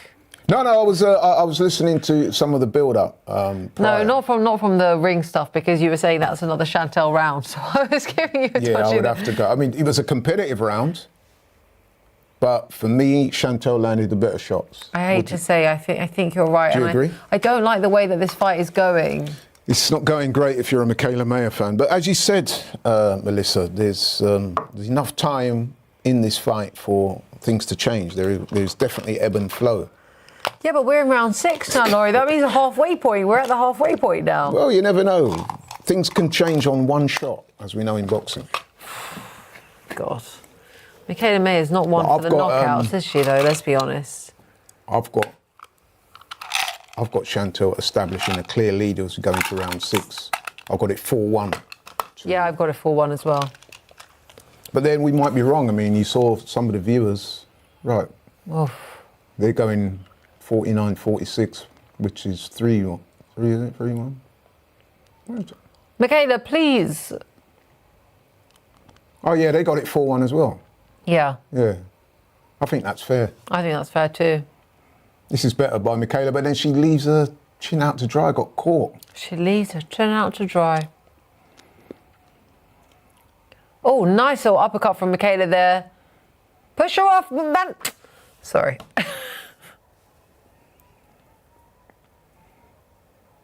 This is great boxing. This is much better from Michaela Mayer. It is, yeah. She's made a good start, but again... Come on, get behind your jab, Michaela. Get behind the jab. You see what she's doing now? That's what she should have been doing before. Yeah, she just loves a tear up. Yeah, but when you're going forward, giving up your height, leaning in like she does. She does like to lean in, yeah. You're offering your... Like, see, this is good. Much better. She's This is what she should have been doing in the first couple of rounds. Yeah, she's keeping the distance well. Exactly. She's establishing Distance the control. jab. Yeah, and she's using her height as the advantage, which she should be doing. Not letting Chantel get on the inside. I also think Chantel might be a bit more tired. Yeah, that's true. But this is a much better round for Michaela Mayer. She's winning this round off the jab alone. Yeah, she's not like... Chantel's no longer leaping in that same way. Come on, Michaela, get in there. Oh, we've got some blood on the nose of Michaela Mayer. They both look tired, though, in this round. Well, you would be, wouldn't you? Yeah. It's been very high output from both of them, yeah. But also, it's just really tiring to have someone so aggressively dominant coming forward, which is... Yeah, to me, that's a Michaela Mayer round. That was a Michaela Mayer round, yeah. So I've got it 4-2 after 6. So, yeah, around about the halfway mark, 4 rounds left. Yeah, I think Chantel Cameron's output definitely slowed. And I think that Michaela Mayer got her tactics right in that round, but as you said, Melissa, was it because both girls are tired, so it made it a little bit easier for her to do so? Yeah. We'll see. Yeah. Oh, okay. Apparently, the Dubois versus Wardley rematch just got announced for October 17th. That's what we had heard, but it's now been officially. Fabio, why, man? It's been officially announced. Guys, listen, I'm not going to be shy in saying this. There is no reality in which I want to see Fabio Wardley take that rematch. I think. That's a lost cause, that is, and he doesn't need the damage, I'll be honest. Yeah, I mean, credit to Fabio, the man's a warrior. But if I'm looking after him, I'm not so sure, man. Yeah. Listen, Joe Joyce was a warrior too. I shouldn't laugh, but yeah, you're right. It's a good serious. Point like, you know, and no one's advised him the right way, and he's talking about getting back in the ring. Good defence work there from Michaela. God, these rounds just go, they fly by, these 2-minute rounds in the women's division. This is much better work from Michaela. Come on. Use your jab, Michaela. I need you to ping that jab out a little bit more. That's right. Oh no. But did you see what happened there? When she threw the right behind the jab, she left herself open to being countered. And Yeah, that's she exactly does. what happened. Better from Michaela. Come on, push forward. Push forward. Good, lovely. Michaela. This is good boxing. Yes, just calm down a little bit more. Hold her there, Michaela. If you can't... I just want to be in her head right now. That's a very good point you made there. Why don't you just hold her and spin off? Yeah, exactly. Instead of... Stop trying to man her when you know she's stronger than you, when you feel that she's stronger than you. Just hold her, spin off. It's a good round for Michaela so far. Yeah, much better. I need her to keep it up for the next 45 seconds. Could this slight tactical adjustment pay dividends for Michaela? Good. Good work there by Michaela Mayer. Yay. Couple of jabs. Oh, good defence. Spins. I like it. Oh, good uppercut. Much better. Much better round. Good. Lovely short right hand over the top. Lovely left hook. This is good. This is what we want to see. Come on, Michaela. Got caught there, though. Well, she does. Keep your hands up. Got her hands down by her waist, man. That's why she's tired. That she's good lovely, shot by lovely. Michaela. Right, short hand, chopping hand over the top as she spun off. She pivoted round. She's using her feet to move around the curtain tail. This is a great fight, man. This is a great fight. This is an absolutely wicked fight. Lovely, lovely round. Yes, we're 3-4. 3 rounds to Michaela Mayer, 4 to Chantel Cameron, I would say. Oh, yeah. By my estimations, I think she's won the last 2 rounds. I reckon this might be a draw. So she went from 4-1 to 4-3. I reckon this fight will be a draw, Laurie. The TV broadcasters are showing us Chantel Cameron's work. Heads coming together there. But there's a pathway for victory for Michaela Mayer, and that's her height and reach and the jab. She's got to not get greedy in the inside. Once you've landed the jabs, pick your moment to throw the right hand. Don't just throw it automatically, because when you do that, then you leave yourself open to being countered. Very good point. So use the jab, create distance. It's just autopilot of her, isn't it? That 1-2. And keep your hands up, because I think her hands are too low, Melissa. Especially that left hand. Chantel will be thinking that she needs a good round, man. Yeah, she is. And she's kind of come on with a little bit more. Although we say she lost the last 2, viewers are saying that she only lost one of the last two. Yeah, but I don't. Because they're saying the round that Mayer won, really, like very definitively. That's right. I'm not sure about this viewer's verdict, I'll be honest. I don't really trust it. Not to sound bougie, but... You know what it is? Boxing's such a subjective sport, and when someone's not dominating, that's what happens, isn't it? Well, it's also just like the viewers, Sky Sports, right? So they're going to be mostly British. That's true. And, you know, the British don't always rate back foot boxing. Oh, good shot by Chantel there. Do you know what I mean? Yeah. No, I know exactly what you mean, yeah. And again, it's what you like, innit? Do you like the person coming forward, or do you like the outboxing? Exactly. Don't lead with your right hand, Michaela. She's got to get back to throwing that jab, man. That's the key. Like that, that's it. Although not all of those landed, but even so, that is the keys to victory for her. Well, exactly. Still holding her hands too low for me. Look at Chantel's got a nice, relaxed style with her hands up. That's much more conducive to... yeah, this is feeling like a very dominant round for Chantel Cameron. Yeah, she's coming back in this round. Good body work as well. Definitely the stronger of the two. That's not where women. you want to be with Chantel Cameron on the inside. Oh, nice hook from Michaela Mayer. Good jab to follow it up as well, but I still think Chantel Cameron's got the best of her this round, I'll be honest. Oh! Walked onto that one, man. And again, this is Chantel's round for sure. God. It's almost like Jamie Moore and co said, look, man, you need a good round. We need to, you know. I'm not loving the way that this is going for Michaela, because also, like, let's say, for example, she loses this fight, loses the belts. What's the route back up for her? No, there will be. I mean, there are other challenges out there. But we shouldn't speak too soon. You never know. I know. I just don't. I reckon that's 5-3 to me. To Chantel? Yeah. We've only got a few rounds left, so Michaela needs a couple of big rounds. She does need a couple of big rounds. Oh, that looked painful, man. There's a comment for you in the comments from Paul Lightfoot. Nice. Laurie, can you remember Dave Boy Green from Chatteris? Proper gritty, hard fighter. You know what? So glad you said that, because I was watching the fight that he had with Sugar Ray Leonard the other day. 4th round knockout. Dave Boy Green taking on a primetime Ray Leonard in America. It was a highlight reel knockout, but the chap is right. Dave Boy Green was a hard man. He's from Chatteris in Cambridge. And yeah, man, he was a good fighter to watch. Very aggressive, very strong, very game. But he came up against one of the all-time greats in his prime, away from home. So, yeah. But yeah, Dave Boy Green, very good fighter. British champion, European champion, world title challenger. Good fighter. Here we go, round 9. We're a quarter of the way into round 9. So far, nothing amazing has happened in terms of the output from both ladies. Chantel said, come on. Michaela Mayer has held more of the centre of the ring, I must say. She's not landing, though. That's the thing. She has landed a bit. Not enough. While you were reminiscing about Dave Boy Green. Dave Boy Green, she was landing. Look at that. Chantel's taunting her, man.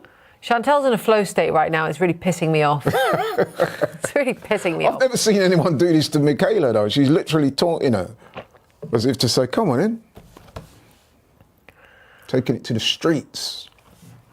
And now you've got another one for memory lane. Yeah. Kenny Phillips. Laurie, do you remember Lloyd Hunnigan? Yeah, man. I've met Lloyd Hunnigan a few times. Lloyd Hunnigan, possibly, Melissa, and I know this is well before your time, he possibly had the greatest win away from home by any British boxer. He travelled to America and he took on a guy that at the time was being said was the pound for pound #1 fighter in the world, Don Curry. I'll never forget it. No, I think that was 1983. And Lloyd Hunnigan went over there, not just beat the guy. Oh, big cut. Massive Was that cut. punch or head? I don't know. A head clash. I think a head clash, corner of the left eye. And that's given, you could see Michaela Mayer's looking at that and thinking, yeah, man, let's go. Is this a game changer? Because I'm pretty sure that there's no taunting now. That's a big cut, and Michaela Mayer's raised her hand as if to say, yeah, that's a bad cut, man. Bad cut. Wow. Was that heads or by a punch? I'm not sure. The referee's sure. supposed to signal to the judges whether that was by a punch or by a head.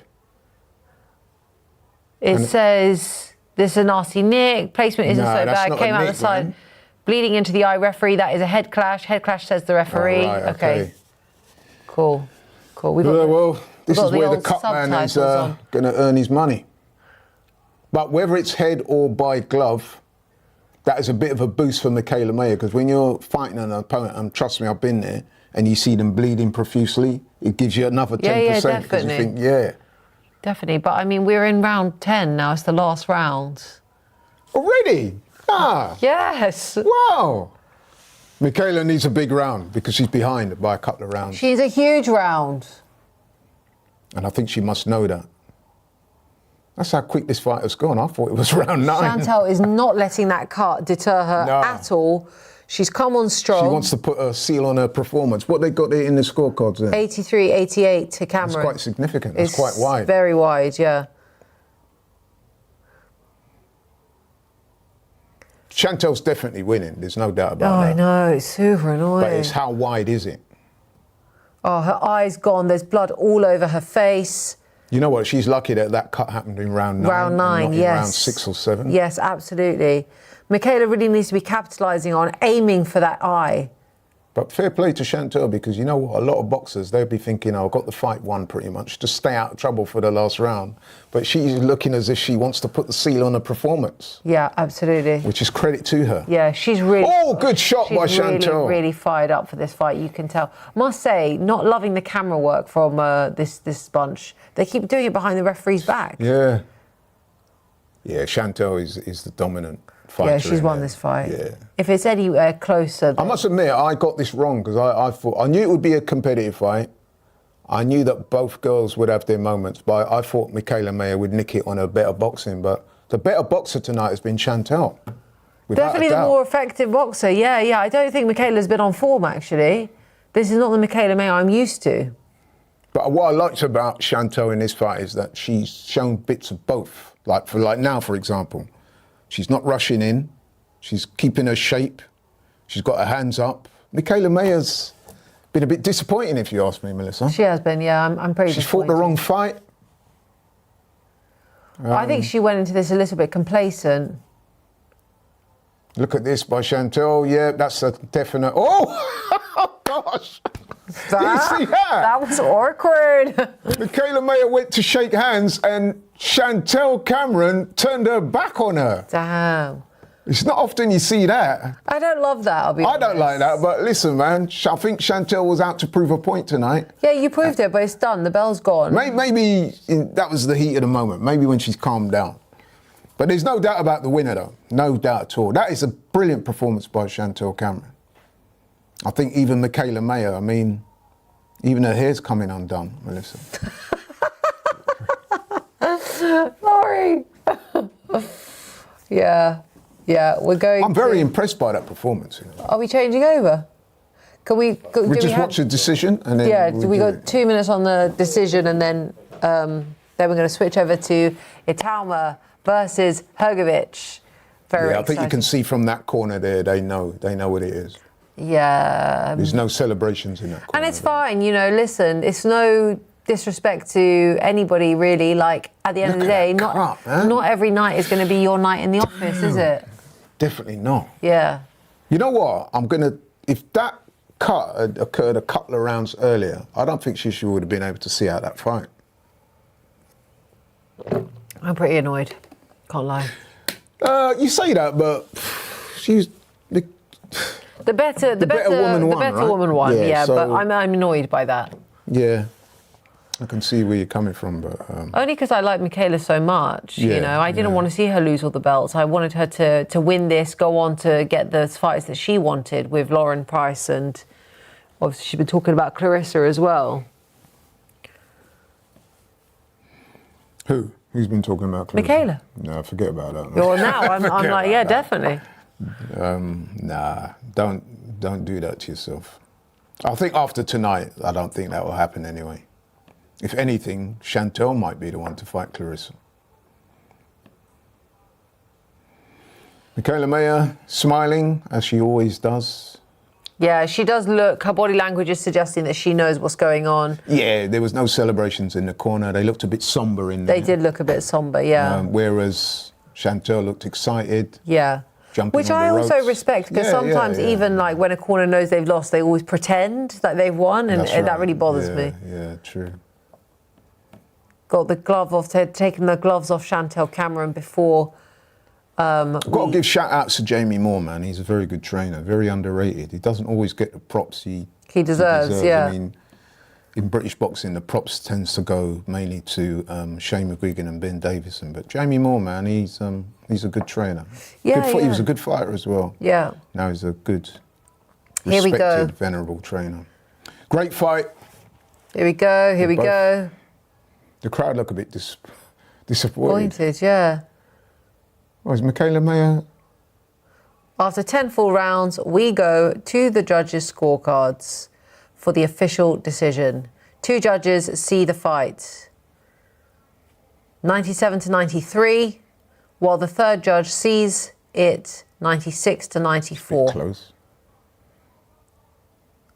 declaring your winner, and now the WBA, WBC and WBO unified super welterweight Michaela May is shaking her head. Of the world, Chantel Cameron. Chantel Cameron is now the unified champion. Still no handshake. I'll be honest with you, Melissa, I didn't think that was close. I don't think it was that close. Michaela May was only shaking her head for the optics. Yeah. Look, Jake Paul looks disappointed. I can bet he wanted. Of course he did, yeah. To win. Bit of a spanner in the works from Chantel Cameron. That is the plan yeah. off path. But Michaela will come again, man. I mean, yeah. It's not like she got washed. No. No, she didn't get washed. Okay, guys, we have finalised the women's boxing. That is the women's boxing done for the night. We're switching over to the Queensberry show, which sees Moses Itauma versus Filip Hrgovic. And as we do that, I'm going to take a quick break. Laurie's going to take a Call quick of break. nature. Yep, I'm going to keep you guys company as we get settled in for the Queensberry show. Here we go. I think that's the Croatian flag we see up on the screen, so that means that Filip Hrgovic is set to make his ring walk, if I'm not mistaken. Okay. We see the Filip Hrgovic fans in the crowd cheering, excited for the potentiality of their man from Croatia becoming the IBF World Heavyweight Champion tonight. And before we get settled into the boxing, we get to enjoy some singing, which I believe will be the Croatian national anthem. Oh, guys, I'm so excited about this fight. Like, when I tell you, all day I've just been wasting time, absolutely wasting time waiting for this fight. The week has gone slower, the weeks have gone slower in the run-up to this fight, and we're finally here. Finally here. If you haven't already, if you're just joining us, please do make sure you smash that like button and also drop your comments into the chat. We love to hear from you. We'll read some out. We're about to get going. I would love to hear from you guys who you think is going to win the fight tonight. Moses Itauma has been the strong favourite most of the week. Yesterday there was a bit of a kerfuffle during the weigh-in, or after the weigh-in, I should say, when they had their face-off. And Moses Itauma showed that he let the emotions get to him. But yeah, I would love to hear what you think of this fight, who you think is going to win, how you think people are going to win as well. Drop your thoughts in the comments and we'll read some out. We've got Frank Warren in the ring, the IBF crowd holding the belt. There's so much on the line tonight for both of the boxers. Got a comment here from Kevin Anthony. Word on the street is that Itauma capped his sparring at 6 rounds. I doubt that. I'll be honest. That feels to me like that would be, if that's the case, that would be a terrible strategy from Itauma's team, because obviously Itauma, the furthest he's gone in a fight has been 6 rounds.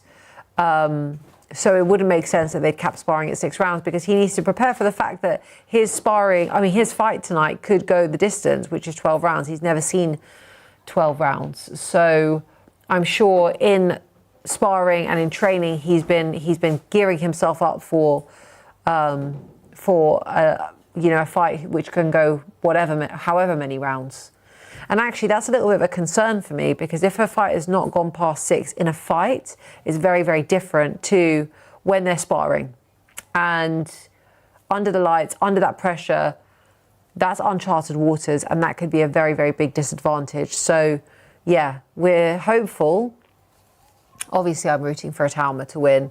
Very hopeful that he gets a stoppage. My prediction up until this point has been that he's going to get that stoppage between rounds 6 to 8. I really hope that that's the case. But, he's in there with he's in there with Hrgovic, who is massively experienced. Obviously, he's achieved so much. He was a bronze Olympic medalist, youth world champion. He's fought the creme de la creme of the heavyweight division. He's only been stopped once before, and that was by Dubois, but it wasn't a knockout. It was a stoppage because of cuts, because his eye opened up. So this is going to be a massive, massive test for Itauma, who is touted as the young prospect, the future of the heavyweight division, the star, very much the star boy of boxing at the moment, only 21 years old. And if he gets the win tonight, he will become the youngest heavyweight world champion out of the UK, and the second youngest heavyweight world champion of all time, the first being Mike Tyson. Frank, do you box? I used to box as an amateur. I've retired a few years now, so now I just talk about boxing, but it was very much my first love. In fact, both of us used to train as amateurs, which is where our love for the sport and our respect and admiration for the sport developed, wouldn't you say, Laurie? 100%. Sorry that I took a little bit long, but I was just in the other room watching. Michaela Mayer thinks that she won that fight. Michaela Mayer is deluded. And not only that, they were getting into it afterwards as well. Were they? Yeah, that's why I was there. They had to be separated again. Because I think what happened was I caught some of Chantel's post-fight interview, and she was saying, look, I played with her, and you could see Michaela in the background getting really upset. You could see her face was like thunder. Then she was called over, and then she said, look, I won that fight, you know I won that fight, let's have a rematch, but let's have the rematch in America. I didn't get a fair crack tonight. If we fight again, I'll beat you. Oh no, kicking off again. No, she needs to keep that a bit more humble. She did get played with a little bit. Ben, sorry, can we, the fan zone's taking up the screen, can we get rid of that? Guide the mouse. One sec. Guide the mouse. Yeah, so, wow, more fireworks after the fight. They nearly came to blows, you know. You've just had 10 rounds together. Chill out, ladies. Anyway, let's leave that in the back burner because we've got Moza Itauma making his ring walk now. Is he coming to the ring first then? No. Itauma's. You were out there answering the call in nature, and then I walked past the screen and I couldn't help but look at the interview, and then it kicked off. Right, man. Can you see that? Yeah. I'm trying to find where the mouse is. How does Moses look to you? Does he look composed? Does he look nervous? He looks all right to me. He looks geared up, man. He looks geared up. This person in the comment, bro is not even British, he's Slovakian. He was born from Slovakian and Nigerian parents. He has been here since he was like 2 years old. I think that qualifies as being British, I'll be honest. The guy comes from Chatham as far as I'm concerned. Do you know what I mean? He's been here for pretty much all his life. Yeah. He did all his training and boxing here. And he's ours, mate. We're claiming him. Yeah, I mean, I've been here since I was 4. All right, I was born in London, so... Yeah, I've been here since I was 4, and I'm very much British. So exactly. If I'm British, Moza Itauma is definitely British. 100%. Here we go. This first round, Melissa, is going to be so interesting because I'll be interested to see what tactics Hrgovic employs. Will he try and stick it on Moses early? Or will he try and play the long game? I don't know. What do you think? I really don't know. Because Hrgovic is quite a slow starter anyway. Yeah, I'm totally blinded by my excitement at the moment. I've had to sit on my hands because... yes. That tingling feeling you get, innit? Yeah.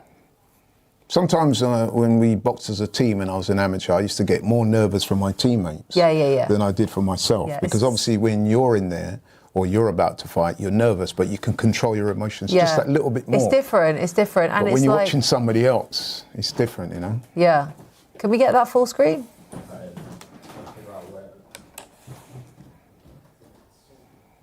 Hrgovic has done a lot of talking. Now he's got to back it up. Moses is kneeling in the corner, giving his last prayers up. He does look relaxed, though, Moses. He's always quite relaxed. Oh. That's a lovely shot. That's us, yeah. Yeah, we're just having a little bit of a technical glitch, guys. We're back watching the fight in a moment, I imagine. Here we go. El Animal. Tough man, hard man. Yes. A man that's not given to backing off. So this is an interesting little tidbit for you guys. The referee in the ring tonight is Howard Foster. So Howard Foster gets widely criticised for the decisions that he makes. For example, he got criticised in the Fabio Wardley-Daniel Dubois fight for not stopping the fight.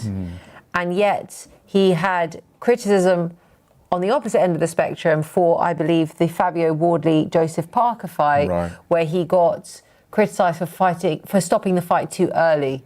I didn't think he stopped that fight too early. I also didn't. But definitely in the... Thank you. Definitely in the Fabio Wardley-Dubois fight, he let Wardley take too much He punishment. definitely did, yeah. But I without a also doubt. blame the corner, which incidentally was Ben Davison, same trainer. Same that's in the trainer, ring. yeah. It was obvious to us, wasn't it? We did the fight that Fabio was on a hiding to nothing. He showed immense bravery beyond the call of duty. However, he was getting beaten up in there. He was getting repeatedly hit clean by one of the biggest punchers in the heavyweight division. That is not a good look to allow him to be taking that level of punishment. Yeah, absolutely. So, yeah. Absolutely. Oh my God, I am so excited. I'm not a huge fan of nervous. Hrgovic's jacket. Yeah, it doesn't look great, does it? Doesn't look great. Doesn't Mind you, it is the Croatian colours. So. Yeah, no, I don't mind the colours. I just mean like that. But that jacket, yeah, it did Yeah, look that a bit, jacket. it's not the best. It's not the best. But he will tell you that he's not here for a fashion show. He's here Which he isn't. I mean, here who am I to even comment on the comment on his No, we're fashion? going to comment on it. I mean, Moses' outfit looks a little bit more. Serious. Is that his girlfriend there in the ring? No, I think no, he doesn't have a girlfriend. He's 21 years old. He's focused on his training. Yeah, I think that was a singer. That was one of the. Oh, was it? Okay. Yeah, or like maybe it was the IBF But she's lady. in his corner now. I think maybe it's an IBF lady, or it was someone. Oh, okay. Here we go, man. This is Moses' big night. Is that his brother? Just a correction, Pondi T. Dubois didn't knock out Hrgovic. That's not what happened. He stopped him because he opened up a cut over his eye. And Hrgovic, Cuts on both eyes. Yeah, and Hrgovic has said that the only thing he's worried about going into this fight is actually his eye opening up, because I think he's got thin skin. Yeah, he does have a lot of scar tissue around the eyes, both eyes. He does cut. And let's be honest, he's up against a very fast, accurate, precise, sharp shooting puncher like Moses. Before the fight starts, Laurie, we've obviously given our predictions before. I think you said around 7 or 8. I've got it over before 8. You've got it over before between 8. 6 and 8. After everything you've seen this week, I've also got it between 6 and 8, a stoppage for Moses Itauma. After everything you've seen this week, this is your opportunity, this is your chance to make an amendment to your prediction. No amendments, I'm Okay. sticking to it, yeah. Do you want to ask me? Yeah, of course, yeah. I also am making no amendments. We are round 6 to 8, stoppage for Moses Itauma. I'd actually be quite worried if it goes past 8. Whoa, Here we go. Here we go. Here we go. Moses starting with a jab straight away, sharp. And coming forward. Taking that centre of the ring, showing that actually, mate, it's not man v boy, it's man v man here, and I'm a man too, and I'm here to take. Oh, good shot. Little hook over the top. What are we saying, Moses? That hurt him, you know. That got his attention. I It say got his hurt him. It's attention. Hrgovic we're talking about. Yeah. It definitely took his attention. But Moses made a decent start with that counter. Good body shot there. Very nice work. That southpaw stance of his. Let's see what their feet are doing. Hopefully he's keeping his feet a little bit on the outside. You've got Daniel Dubois ringside as well, watching on, knowing that he could potentially be a future opponent of Moses Itauma. Very exciting. Hrgovic looks very slow by comparison, but we knew that would be the case. He's slow. He's super slow. It's all Moses. I don't think Hrgovic has landed a punch. He Not went yet, to throw no. a right. Not yet. I think he's just trying to understand, you know, what Moses is trying to draw that lead from Hrgovic, right? He's feinting a lot. He's doing foot feints. He's doing hand feints. He's throwing that right hand down to the body of Hrgovic, targeting that big trunk. He is really working well here. Lovely, counter. lovely Moses. Doing good work in there. He has the speed of a middleweight, honestly. He's very... Good shot. Oh, Lovely wow. work. He kind of jabbed a little It bit is down to the literally all chest. Moses Itauma at the moment, but then I'm not so sure if Hrgovic is going to be too perturbed because, number one, he's a slow starter, and number two, he's probably trying to get a gauge on just how quick this man is. Yeah, absolutely. But let's see if he can do anything in retaliation, because Moses is not going to be the type of He person. throws her right there, but it misses. Oh, lovely from Counter. Moses. A 1-2 with a hook to follow. The difference in speed, people, is It's like night and day. unbelievable. And good defence there as well by Moses. Caught that right hand that Hrgovic threw on the shoulder. And he ducks his head there. Yes, he does. Ducks his head, gets out the way. The thing is that when the shots are so slow, blistering hand speed. Yeah. They're quite easy to read when they're so slow. Lovely jab landed from Moses. A jab returned from Hrgovic. Moses sort of took it a little bit. You can see he's pouring out his lead hand over the top of Hrgovic's lead hand, blocking the lane. And he's got the southpaw style as well, which means that... beautiful counter with the left hand there. I'm so excited. This is all Moses Itauma in this first round, people. Yeah, Hrgovic has landed maybe 2.5 jabs so far. Good body shot as well. Lovely there. body shot. He is targeting that trunk really, really well. Beautiful. Well, that's the end of the first round, and I'll tell you what, that was a clear round for Moses Itauma. Although if you're Hrgovic, or a Hrgovic fan or admirer, you might be thinking, yeah, Hrgovic took a couple of punches, but he didn't look unduly perturbed. Yeah, Apart from that overhand, was it right? Right, yeah, it was like a right-hand counter hook that kind of hit him towards the back of the head that briefly had him not wobbled, but a little bit unsteady. Yeah, the thing is, though, is like Moses is not going to be landing these shots with the intention to stop him right now. He's still trying to set things up. He's still trying to get a read on the guy as well. Great round. That was the punch I'm talking about. Great round from Moses Itauma. Absolutely wonderful. The laser sharp focus. Hello. Incredible. Beautiful right counter. Sorry, they're just doing the replays at the moment. I'm pretty sure, Melissa, he will never admit this, but when Hrgovic went back to that corner at the end of the first round, he's probably thinking, damn, this guy's quicker than I thought. I've bitten off more than I can chew here. You may not be thinking that, but you might be thinking, wow, I've never come across speed like this before. I'm pretty sure he hasn't. No, he probably hasn't.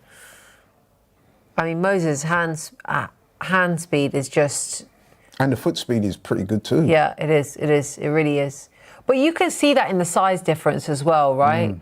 Because Hrgovic is like, he looks visibly bigger, as in like taller, rangier, you know, and that's going to make him slower.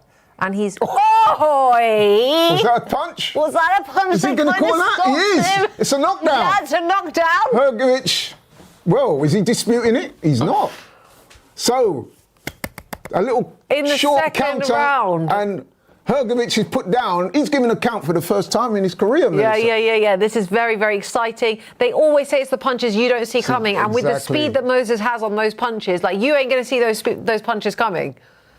This is wonderful work from Moses Itauma. In fact, he's doing better, I'll be honest, in the second round than I thought he'd be doing at this stage in the fight. What I like about him is he's not rushing it, is he? Nah. He's staying composed. You know he caught him with a good shot. He dropped him, but he's not going hell for leather.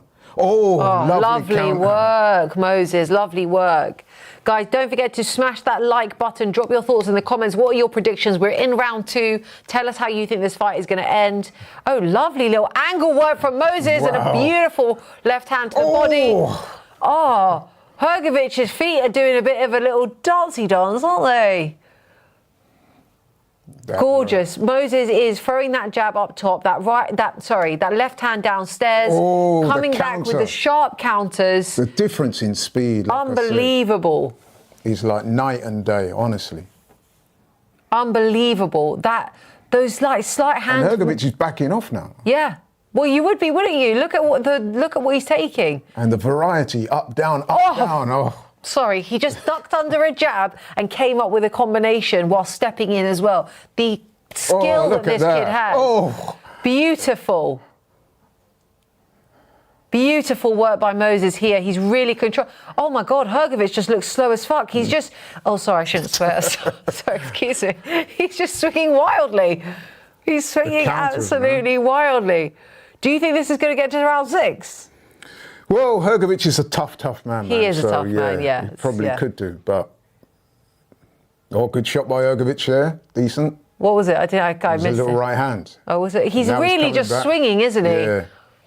He just doesn't... Moses took it well. Yeah, it just looks very inaccurate at the moment. He took a little jab there. Moses took a little jab. Oh! Three-punch combo with fries. Oh, gosh. Wow. That was a 3-punch combination. All 3 punches landed cleanly. Itauma's probably thinking, right, this guy is strong, man. He's got to stay focused, though. He's got to stay focused. He does, yeah. Whoo. I was watching an interview with Moses where he was saying he's reading a lot of books to He's very big on the facilitate his self-development, isn't he? concentration. Yeah. We just had a lovely little £2 donation. And it's for Laurie's disdain for Sweet Caroline. Yeah, man, I'm so glad I don't have to. Do you know what? Secretly, guys, I think he loves Sweet Caroline. No, trust me, I don't. No, he loves it. He loves it. He loves it. Don't let him tell you that he doesn't.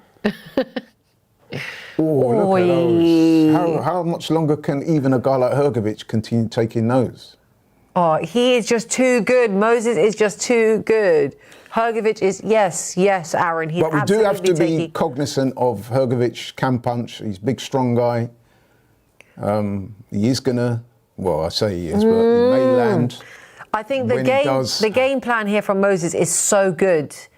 Just like always going down to the body, always going down to the body. Yeah, it's going to get him very prepared for that body shot to then for him to come up top and do something different. It's smart, man. It's very smart. You got to credit him. This kid is something special. Do you think Hrgovic is looking more comfortable? I think Hrgovic is doing his best to just try and stay in there right now. Yeah, I think so too. That, you know, the way that Moses is just like flicking that lead hand up, flicking it down, flicking it up, that's so tiring for someone's brain to figure out. He did just take a little punch there. Moses, I mean. And he took it quite well. I think this is Hrgovic's Best round better so round far. for him so Yeah. far in terms of he's not been hit with anything too clean as yet.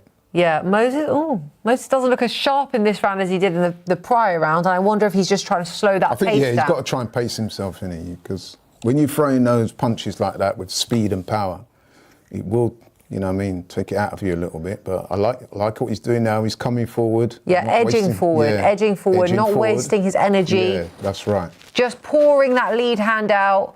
Establishing distance control without doing too much. Yes, yeah, keeping that energy reserve, because he's also aware that Hrgovic has not been stopped. So he's aware that this could go the distance, potentially. Oh, man. Here we go. I like how he's keeping his left hand very close. It's not down low. I think the right hand's a bit low though, Melissa. But that's okay. It can be low. Even Moses said it can be low, depending on what you're doing. And you know his defense. This is a better spell for Hrgovic, but he's not landed anything clean. Nothing of note. Yeah, nothing of note. We've still got 45 seconds left of the round. They both threw big shots there. Both missed. It's a better round for Hrgovic. It is. But still, I think Moses has won it. And just as I say that, he lands a two-punch combination. Yeah. It's just the speed. And you know, speed is power. Speed and strength is power. Well said. Good shot. Good shot by Hrgovic, and then returned by Moses. Oh, that's a decent shot by Hrgovic. I mean, didn't quite land clear. Oh! That was a decent shot this is a decent round for Hrgovic. Compared to the other two rounds, anyway. Yeah, definitely. Moses has slowed down a little bit in this round, hasn't he? And I think this pace suits Hrgovic way more. He's a bit sloppy, Hrgovic, isn't he? What do you think in terms of rounds? Do you think that was Hrgovic's round? I don't know. No, I wouldn't say so. No, only the fact that it was a better round for him makes me inclined to think. But only because of the disparity between how good the first two rounds were for Moses. Right. I don't think that was actually his round, though. If we're trying to. Yeah, sometimes you can look at things and say, because he had a better round, are you tempted to give him that round? Give it to him. If we could give it to him just to be safe. Yeah, I'm going to give Hrgovic that round. Yeah. And in answer to you, Kevin, evens. What do you mean evens? No, it can't be even. We just had 3 rounds. Or maybe he said it was an even round. An even round. Oh, yeah. Yeah, that's a point, actually. I hadn't considered that. Would you say it was an even round? I'm going to lean slightly towards Hrgovic in that round. He was coming forward. He landed a couple of shots. Yeah, I'm going to try and be fair. Okay. Maybe I should do that. I know I can be super biased, so yeah, we'll give that one to. I think was Moses pacing himself, or did he get a bit tired? Who knows? No, But he's on the front foot. I don't. I think he's pacing himself. I can't imagine he got tired after 2 rounds, right? But remember, But they are heavyweights. Nah, I wouldn't say so, Laurie. Oh, Oh, good little shot there. good body shot. Oh, beautiful backhand landed from Moses. He's taken that pace up again in this round. I wonder if that last round he was just taking a little breather. He's got that centre of the ring. He's got Hrgovic on the ring curtain, using his feet to try and get himself out of the way, get himself out of trouble. Someone in the comments says that Moses is getting tired, maybe. I don't think so, though. He did look like he was blowing a little bit in that third, I can't lie. I did see a couple of times he you know what I mean? But don't you think that's a bit like, isn't there a difference between blowing a bit in the third and just pacing yourself and just slowing down? Well, yeah, a bit of both, really. Yeah, a bit of both. Sometimes you just think, you know what, I'm not going to... I don't need to engage as I mean, maybe, I don't know, maybe I just think I can't. Because if he's not been the rounds before, there is going to be that sort of feeling that I need to pace it. It's good defence by Hrgovic. Sorry, by Moses. By Moses, yeah, very good defence by Moses there.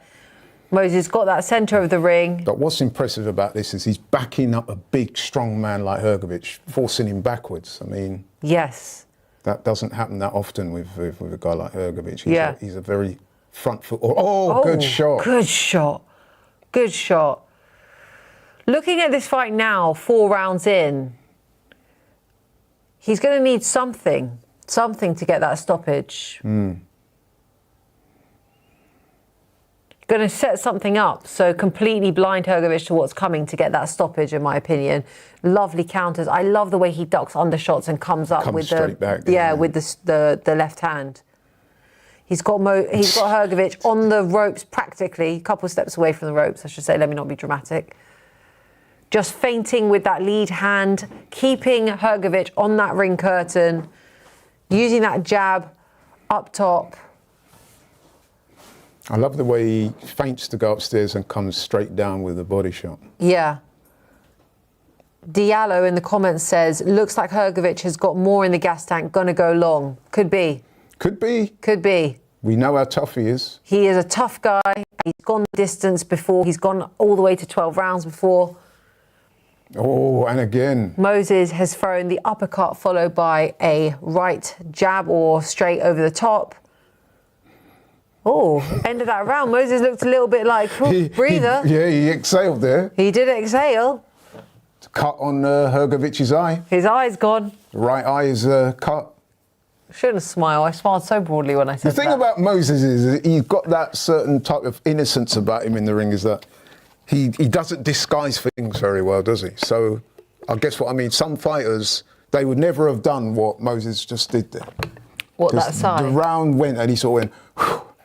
Yeah, the thing about Moses... Boxers are taught to not show emotions or not show that he may be tired in that way. Yeah. But he's quite happy to do that. Moses keeps it real, always. Yeah. Without a doubt. Like, even after that face-off yesterday, when he was like, oh, I lost my head there a little bit. That was the punch that caused the cut over the eye. A left-hand counter. Yes. Here we go, round 5 of 12. Round 5 of 12. Moses Itauma immediately takes centre of the ring, pouring out that lead hand, getting that distance, getting that range under control. Up and down with that lead hand, with sleight of hand for Filip Hrgovic to try and get past. He blocks that lane by doing so. It gives Filip Hrgovic an extra thing to think about. Filip Hrgovic sort of moving around him, trying to move onto the outside of his foot, his lead foot. Moses Itauma lands a fast jab, feints downstairs, feints with his trunk downstairs, comes back over the top with the lead hand. Oh. Beautiful backhand to the face of Hrgovic, landed by Moses Itauma. Still feinting, still jabbing. The thing about Moses is that because he's in control of the fight, that means he can control the pace. Yeah. That'll help him do the rounds easier, if you know what I'm saying? Yeah. Because he's the one in control. He's forcing Hrgovic back. So that will help in terms of the gas tank. Yeah, definitely.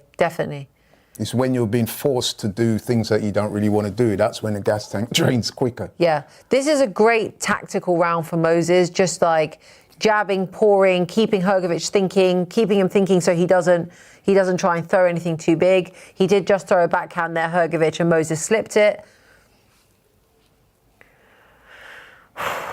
He has let Filip Hrgovic take centre of the ring, interestingly enough, but he's finding his way back there now. Throwing those shots over the top of Hrgovic's lead hand. Very effective work there. Beautiful counter. That left-hand counter from Moses is always so good. Three-punch combination. Three-punch combination from Moses landed clean. That last punch landed clean on Hrgovic. Oh, we got caught there. Oh, yeah. Hrgovic landed a few of his own on Moses Itauma. Nothing too heavy-handed, I must say. Hrgovic landed a big shot down to the body of Moses Itauma. Moses Itauma has circled back to the centre of the ring, still feinting up top and bottom with that lead hand. Pouring out that lead hand, blocking Hrgovic's lane. Using his feet to move out of the way. What are you making of this round, Laurie? Moses tailed off in the last minute or so of this round. But so still winning it. Good uppercut. Oh, he went for the uppercut there. Missed, unfortunately.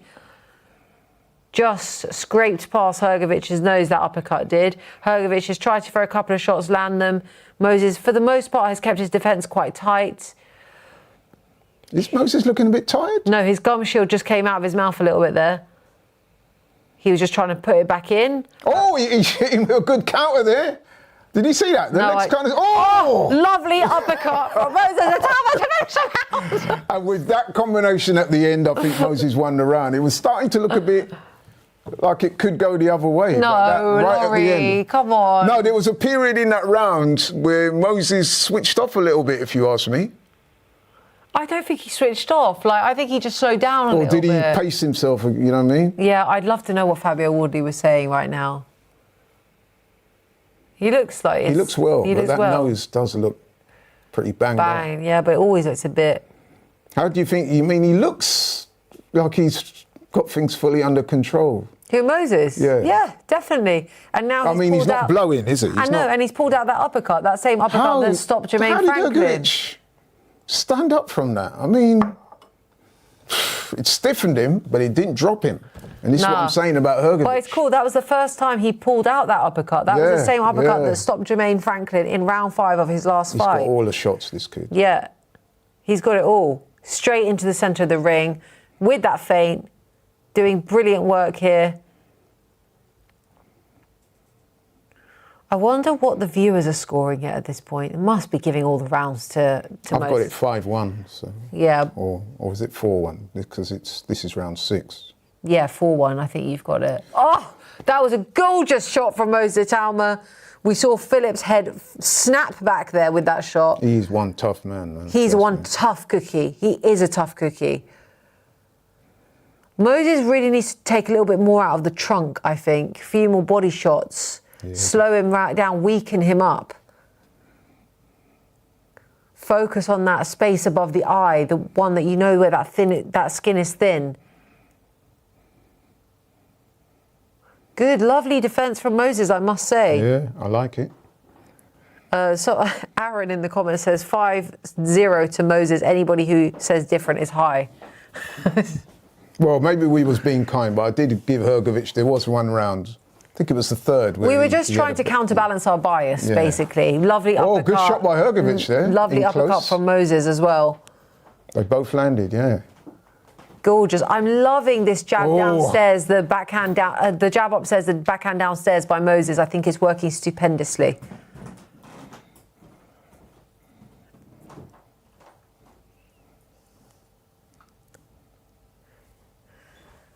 Hrgovic has currently got sent to the ring. Oh! Beautiful hook by Moses Itauma, lead hook by Moses Itauma. A jab upstairs, a backhand downstairs again. Taken back centre of the ring, jabbing up top. Got 1 more minute of round 6 left. These are the rounds that Laurie and I say. I was saying 6 to 8. Yeah, 6 to 8. Laurie and I say round 6, 7 or 8, Moses Itauma might get the stoppage. I feel I'm not sure how much I see that happening at this point of the fight. Yeah, Hrgovic looks like he's not going anywhere anytime soon. But then it's heavyweight boxing, and we don't know. And then he just got caught by another good shot and another good shot. Moses got bad intentions. He's putting his whole body weight behind those shots. Pouring that lead hand out. Oh, he looked a bit laboured there, Moses. Well, this is the longest he's gone There before. are times when he does look like he is blowing a bit. Am I wrong? Or am I right? I think you're wrong. No? Yeah, I don't think he looks like he's blowing. I just don't think he looked as sharp as he did in round one, which is what you can expect, right? This is Hrgovic coming back. Good little He's shot. definitely blowing. Yeah, he's Moses. definitely blowing. I just saw it myself. Yeah, I just didn't want to admit it, or I didn't want to put it out into the universe. Oh, good. Good shot by Hrgovic. Just come back by Moses. Hrgovic knows. Oh. Oi! Great finish to the round by Moses Itauma. He's definitely blowing though. Definitely. And he's got a little mark underneath his That's okay. right eye, is it? Yeah, tiny, tiny mark. Barely can see it.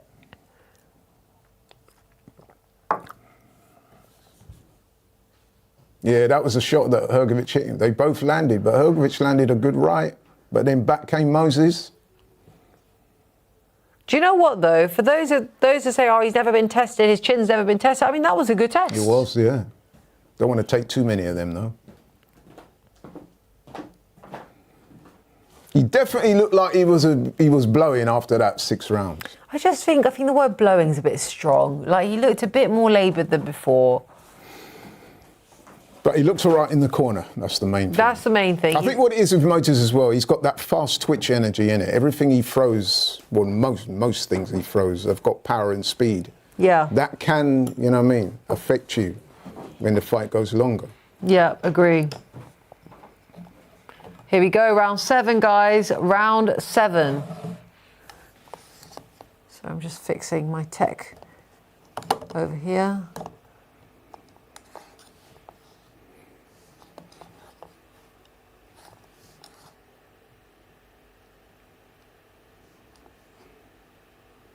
Moses in the centre of the ring, working behind the jab. Hrgovic staying out of trouble as best as he can, but looking for an opportunity to land his right hand, which is the one, that's his big punch. He is a big puncher, let's not forget that. Yeah, absolutely. Oh, nice little move by Hrgovic here. Yeah, he tried it. He didn't. Step around shot, didn't quite work out. Didn't quite nice work out. To Leon, who says, the kid is just tired, miss, just admit it. No, I shan't admit it. I don't want to admit it. He did look a bit tired towards the end of that round. I cannot unsee that. I just think But he just didn't look now. as fresh. Like, I think there's just levels to it, you know? But this is the longest that Moses Itauma has ever gone in a fight. The longest he's ever gone before is 6 rounds, which was very early on in his career. He went the distance, 2 6-rounders. Does Hrgovic look tired, do you think? No, he's not really done much, has he? Not in a rude way. As I said, he'd be playing the long game. Yeah. I'm pretty sure that was his tactic. He tends to start slow anyway, Hrgovic. If you watch his fights, he's not a high energy, high output guy. Tends to want to wear his opponents down, which is what he's trying to do here. But good punch there by Hrgovic. Well, he Tries to tried step it. around He again. tried it, didn't he? Moses is definitely in there, probably thinking that this is his toughest test so far. Oh, 100%. 100%. Yeah, that much is clear. Nice jab, followed by a backhand from Moses Itauma. He's back in the centre of the ring. 45 seconds left of round 7. He's on the feints. He's got Hrgovic thinking. Hrgovic is waiting to counter. Oh, good shot by Moses Itauma there. Hrgovic's cut has held up quite well. Yeah, it has held up quite well. Moses Itauma needs to be a little bit careful. Oh, good shot by Moses there. Right hand. Oh, and again. Intriguing rounds because Hrgovic has enough left to suggest that he's one punch away from causing some damage to Moses, if you see what I mean. Oh, those improvised shots that Moses throws. Look, Hrgovic looks tired as he walked back to his corner there. Did you notice He that? has taken a shellacking. Yeah, he has. He has taken a shellacking. He's a tough guy, though. Oh, unbelievably tough. He's a very But tough he's starting guy. to mark up now. Yeah, he is. We're going into round 8. This is the last round of our prediction. Yeah, His eyes held up quite well. it has. Justice Beats in the comments says it goes the 12 rounds and Itauma wins. It could very well. He could do. I still think he's going to stop him, though. I still think as Hrgovic starts to get tired, these punches will start to have more of an effect. He looks tired on his stool now. They're putting a lot of Vaseline over his eyes. A lot of Vaseline. I think, like I said earlier, Melissa, the fact that Moses, for the most part, is the one controlling the centre of the ring, that allows him to control the pace of the fight, and that allows his gas tank to survive the rounds better, if you know what I mean. I do, yeah. Because if you're the one dictating the pace, then you're going to do it at a pace that suits you more. 100%, and also like it's not. Have they given Moses all the rounds there? They haven't, no? Yeah, it's also not as mentally tiresome. Yeah, when you're on the exactly, back yeah, of someone yeah. else controlling the pace. Good Like, body shot. Those body shots bound to have affecting Hrgovic as the fight goes on, because them body shots are being thrown with power. Oh, good shot by Moses. Overhand right, which causes Hrgovic to lean in and hold.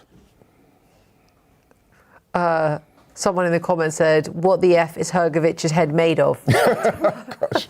It's a great question. That is... I think Hrgovic output has slowed over the last couple of rounds. We're going on about Moses being tired, but I think Hrgovic is looking equally. Yeah, I think he's mentally not quite more. drained, I'll be honest. Like, do you know Yeah, how annoying it is to have someone's like lead just- hand in your face the whole time? And like I said, Hrgovic is a type of man, Melissa, who he likes to be the one coming forward. He doesn't like Be on the back being foot, on the no. back foot. That is not his what he's used to or what he likes. No. So when you're being forced to do something that you don't necessarily want to do, that can... Oh, he's getting caught. Could this be the round, Melissa? No, No? I don't think so. I don't think This is the round we predicted, right? This is, yeah. It could be. I don't know, Laurie. Anything can He's happen. not thrown a punch for about a minute, Hrgovic. Yeah. We've got a minute and 21 seconds left. He's literally not thrown a punch in this whole round. Oh, Look, beautiful this could be it, you know? shot by Moses Itauma. This could Moses be it. is sensing something in there, guys. He's I'm sensing something. Hrgovic has not thrown a punch for the whole round, pretty much. And when I say a punch, I mean a proper punch, a power shot. Yeah. He's got hit He's to the body again. He's barely thrown a non-power And his shot. body language doesn't look great, I It must doesn't. admit. He's all curling up. Yes. Yeah, okay. Oh, Okay. oh, Okay. This could be it. Moses is We said unloading on 8. Hrgovic. Oh. This is it. Moses is unloading on Hrgovic. He's got him backed up on the ropes. He's throwing shots. Don't punch yourself out. Yeah, don't punch yourself out. Don't throw the whole gas tank at him. Hrgovic is looking for that counter. You can see he's looking for the counter. He knows that he can't have Moses overwhelming him now. Oh. Now Hrgovic has come back. That's because he knows he has to show something to the referee. Body shot there from Hrgovic. That's his experience, isn't it? Yeah, that is his experience. And his toughness. This is where Hrgovic is going to try and unload something on Moses, knowing that Moses is probably a bit tired from having thrown punches and bunches. Oh. What is keeping this man up? God knows. Whatever that head is made of. Oof! Good shot by Moses Itauma. He's doing all his hands. He looks knackered, though, man. Look at that. Yeah, Moses looks tired. Moses looks knackered. Moses looks tired. What's going on here? Is Frank Warren... Is that Frank Warren? Daniel Dubois sat there, nonplussed. As usual. As usual. We have... Moses is blowing hard in that corner, man. We have some comments to read out from for it. Leon. Laurie, I think Daniel Dubois beats Moses. What do you think? Nah, I'm not so sure. Well, he's got to get through this one first. Yeah. And that fight won't be made for a little bit. Moses will develop. He'll It's get a great fight, though. Great It's a fight. great That's the fight I really want to see. You see, when you let your hands go like that, especially in round 8 of a fight, that's bound to drain your gas tank. I don't care who you are. Definitely. We have another comment. History in the making. It sure is. It sure is. And Diallo, great fight this. Thanks for the awesome commentary, Uncle Laurie and the Queen. Sorry, don't know her name. My name is Melissa Zad. Nice to meet you guys. So what we in now? We're so happy to have you guys join us. Smash that like button. We're in round 9 of 12. Sensing that. Oh my God, Hrgovic is trying to tee up on Moses. He's sensing that they've obviously said to him he's tired, he's knackered. Oh, Hrgovic pushing him back. Moses, do not stand there, my friend, please. If you are going to stand there, keep your hands up. Hrgovic is got his elbows in Moses Itauma's face. Oh. Oh, beautiful shots landed by Moses Itauma. Hrgovic's body language is looking all sorts of... Moses' hands are down, but he's knackered. Of course he is. It's round 9. He's been... Oh, shit. Big punch. Sorry, I shouldn't swear. Big punch landed by Hrgovic, returned by Moses Itauma. They're teeing up on each other now. Oh. This is where the question of Moses' chin gets answered because he is getting caught here. Moses, I'm going to need you to hold him. I'm going to need you to hold him.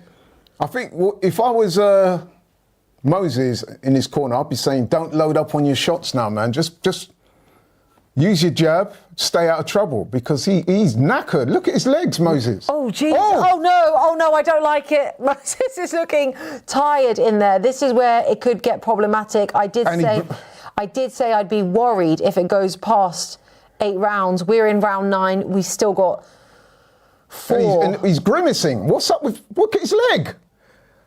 Moses' legs have gone. He's just tired up. His legs have gone. Moses, stay up. Stay up. He's grimacing as well. Has he got an injury? Oh, my God. Oh, no. Oh, no. Oh, no. Moses' body language is not looking good in there. He is blowing now. I think he's injured his leg. He needs to hold on to Filip Hrgovic, but he's not holding on because it's the lack of experience here. Wow. Whoa. He's gotta Hold. hold Yes, him. thank you. Hold. Please hold. No, but is his leg gone? Look at the legs. He can barely stand up. Oh, huge shot landed by Moses, but he can't barely stand. He's all over the ropes. He's kind of leaning backwards. Filip Hrgovic's on top of him. They're going to throw the towel in. The leg is gone. Did you see Ben Davison? He has got the towel in his hand. We don't know what's going to happen. Oh, he stopped it. Oh, my gosh. He stopped it. Wow. Oh, my gosh. Filip Hrgovic is the new IBF heavyweight champion of the world. He lost every round and he's come back and he has stopped Moses Itauma in the 9th round. What just happened? Wow. That is... Honestly, it looked like... You know what? I'm with Moses, I don't know what's happened there, but it looked like his leg gave way. Yeah. Is it tiredness or an injury? No, it looked like his hamstring or something when he was starting to look like a bit like a cheese string in there. Like he looked all like he couldn't keep himself up. Something was going on. He was all backed up on the ropes. It was insane. Did you see there was a few times when he couldn't keep himself upright? Yeah, I don't know what was going on. And he was grimacing, right? Did you see that? He was grimacing. I'm so keen to know what is going on, what happened to him. They tried to get a camera in Frank Warren's face. Frank Warren was not having... No, look at that. Look at his left leg. Is it his left leg or right leg? Yeah, it lifts off the floor there. See that? I'm not sure if that's tiredness or an injury, Melissa. I don't know. Was it him just taking a punch and kind of being out of it? Can somebody in the comments let us know what's happened? Was Moses, did the gas tank just fail him completely? Or is there an injury to his, what looks like his it looks like his left leg is just, he couldn't. Just give out, didn't it? Yeah, look at that. He just doesn't even look like he's really there. See, he couldn't stand. Yeah, this is, as Gent next door says, this is heavyweight boxing. Filip Hrgovic lost every single round. And then he just... And the ambulance are in there. Yeah, there's definitely something wrong with him. This is unbelievable. But that is not to detract from... Did he just get exhausted? Oh, that's such a shame. But Filip Hrgovic has confounded the likes of me and you, Melissa, who I never saw that coming. I can't believe it. Although I did say to you prior to, was it you I was saying to, or somebody else said that somebody who I know well, who works in the commentary business, he's actually commentating on this fight tonight. And he said to me, what happens if this fight goes past 7 rounds? He actually did say that to me. Yeah, I mean, I've been saying it all week. I'd be worried if it goes past 8. I've literally been saying it. And in the 9th round, we saw Hrgovic has made history tonight. He is the first heavyweight world champion from Croatia. This is probably meaning the world and more for Filip Hrgovic, who was touted as the guy, being an Olympic bronze medalist, a youth champion. And now, at the age of 35, he's finally reached that mountaintop and he has become heavyweight world champion, IBF heavyweight world champion. I mean, listen, you've got to give credit to Hrgovic, man. The shots that he took and survived. The chin on that guy. Yeah, he's just... But, you know, like you said, Melissa, this is heavyweight boxing. Literally anything can happen. And it did. Joshua says... Now we're going to ask the questions. Is Moses as good as we thought he was? Yeah, I mean, Joshua in the comments says, Moses punched himself out, loaded up on every punch. Moses is still young. He'll learn from this loss and come back stronger. That is definitely true. The boy is still a great boxer and will come back. Yes, 100%. 100%. I think that Moses is still as great as we think that he is, right? I think that I don't think it takes away from his greatness, honestly. He was literally, he looked like Hrgovic was ready to go. That was the weird thing about it, don't you think? In the 8th round, he looked like he might be the one to get stopped. I really, really want to hear the post-fight interviews. I'm just wondering if there's a way we can get some subtitles going so we can hear. That is an amazing achievement by Hrgovic as well, though, to come to this country as well when pretty much the whole of the UK was backing Moses, and to do that in his own backyard, that is, you got to give him so much credit for that. That is amazing. We're waiting to find out what happened.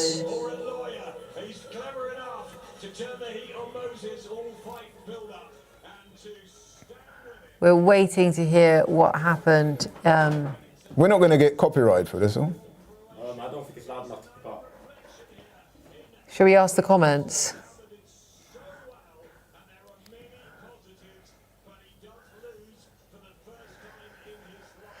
Oh, gosh. Diallo says Hrgovic used every ounce of experience. Itauma went for the kill. Right. Ricky erred that. I think we have to take that volume off because... You sure? Yeah, if he can't hear it in there. Oh, okay. Oh, someone in the comments said we can hear the sound. Yeah, I think it's too risky. It might have been for that 1 second where it went on.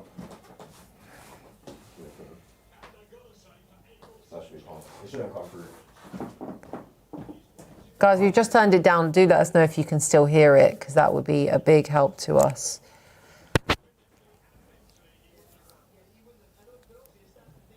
No sound heard now. Okay, wonderful. Yeah. Oh, gosh. Wow. I feel deflated. Yeah, so do I, you know, but, you know, this is what boxing, we said it before, Melissa, heavyweight boxing is like no other sport. It really is. It really like is, yeah. You just never know what you're going to get. And listen, I would have put big money if I was a betting man on Moses for that fight, but it just, I don't know, man. Just didn't happen. Yeah. I actually can't believe that, you know. Someone in the comments says, Arsenal win the league now. We were going to do that anyway.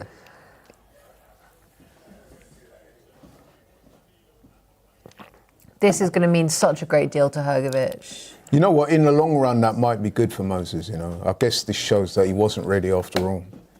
I just thought that his sheer talent would have taken him to that level. I didn't think he would need to go 12 rounds. I honestly didn't. I didn't either. But maybe we underestimated. He started blowing as early as the 3rd round. Because if you remember, that was a round that we said that Hrgovic might have won. No, Remember? it was round 2 that we said Hrgovic might have won. No, No, it was you're 3. right. You're It was 3. Yeah, round yeah. 3. But no, I didn't think he was blowing, Laurie. I don't know, man. I did detect. So, what do we think for? Do they need to go back to the drawing board? Didn't Moses say in the lead up to this fight that he physically wasn't at his best? I'm pretty sure I heard him say that. Someone in the comments said they can hear it, by the way. Yeah, no, that's why I just turned it on. Yeah. There was another comment that I think is quite interesting. I can't think of a single KO specialist who has looked good in the later rounds of a fight. Not one. That's a good point. Very good point. I've got a comment here from my brother Steve, and I asked him the question, was Moses injured? And he said, no, just exhausted. Yeah. And it would appear that that was the case. Although the way he literally couldn't stand up. So I thought maybe his leg had gone. I thought Remember that when too, David yeah. Haye fought Tony Bellew? Yeah. And he had the Achilles problem, he could barely stand, and then he got knocked out. Yeah, it's so funny because I did a video on my channel. I've been doing loads of videos on my channel, Melissa Zad on YouTube. Do go check it out.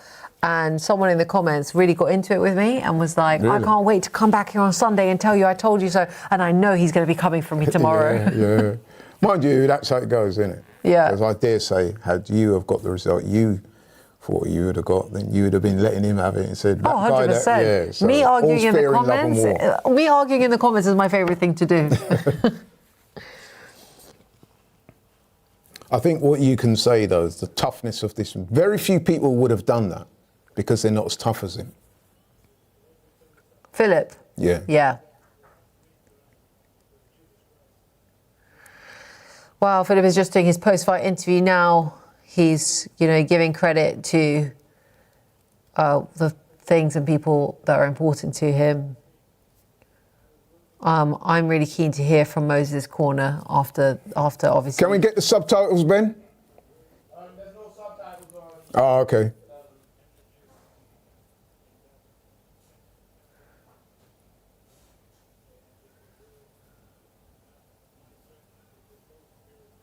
Laurie, something I've noticed is you and I, we do get swept up in the story and the hype of things, don't we? Yeah, we do. We do, and sometimes we But don't. it's understandable, though. How many people were picking Hrgovic? Yeah, true. And that's not to make excuses for me and you, but it's just that I guess what I'm saying is we are by far the only ones. And yes, you're right. Maybe this teaches us a lesson that sometimes you need to go a bit, you know what I mean? Rein it in a bit. We did the same thing with Fabio Wardley before Dubois. We were like, yeah, Fabio Wardley, I think Yeah. he's got this, we do often lead with our heart on this one. You do, yeah, because I think what you tend to do, and I know I'm guilty of this, is if you really emotionally invested in somebody, you always picture a scenario where they're going to win. And yes, so I will admit, he's been stretched out the ring apparently, Moses. Someone in the comments said, the heavyweight division is better now than when Tyson first became champion. It's going to be tough for Itauma. He's a big talent, but not ready to go into the late rounds. Frank Sanchez is a tough fight for him. Interesting.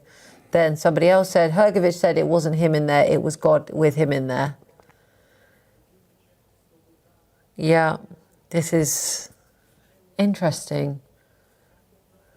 Matty says, Moses went for it too early in round 6, experience 1. Moses is still amazing. He fought really well. It was just fitness. I agree. Yeah. Yeah, I think it was definitely a conditioning thing.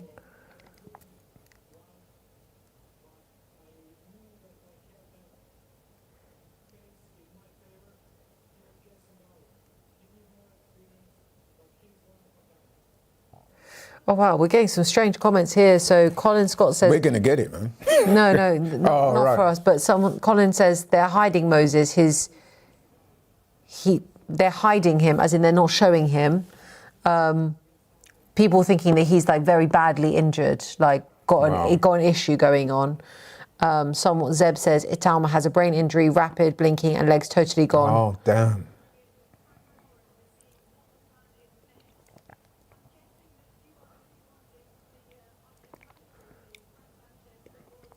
I guess they're just worried. Someone said he got stretchered out. I mean, we can't see any of this. Yeah, so. my brother Steve just texted me the same thing. Well, he's been stretchered out. Why did we not see it? Why can't we see it? No, they won't show you that. It's sensitive, isn't it?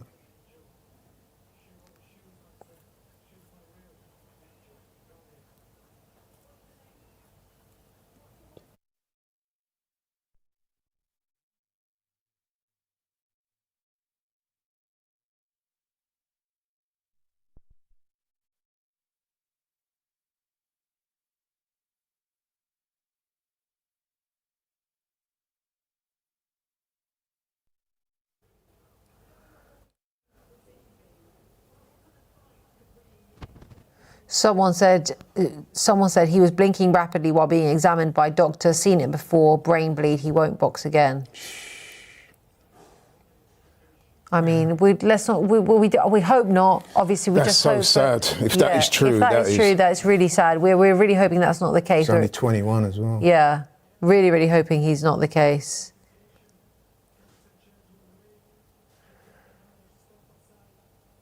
It'd be good to know from the team in there what's going on with Moses.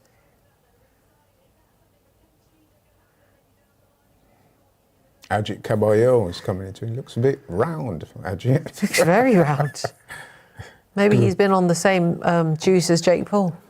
Excellent fighter, though.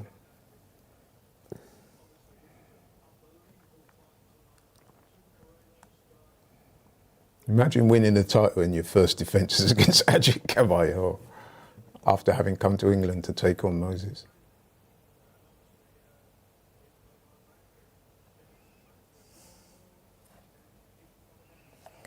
Wow. Well, Frank's saying that he can come again.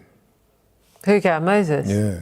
Well, yeah, of course he can. Why couldn't he come again? No, but if he's got a brain bleed, then... No, but I mean, we don't know that. That's just what people are... Yeah, I know. That's what I'm saying. Yeah. So that's why I'm hoping that it isn't a brain bleed if Frank Warren is saying that. Yeah. Although, to be honest, like, regardless of what the situation is with him, he's going to say that for now, right? And just keep... And you don't want to worry people. Meanwhile, I'm seeing on Twitter where the Americans are saying that Michaela Mayer should have got at least a draw.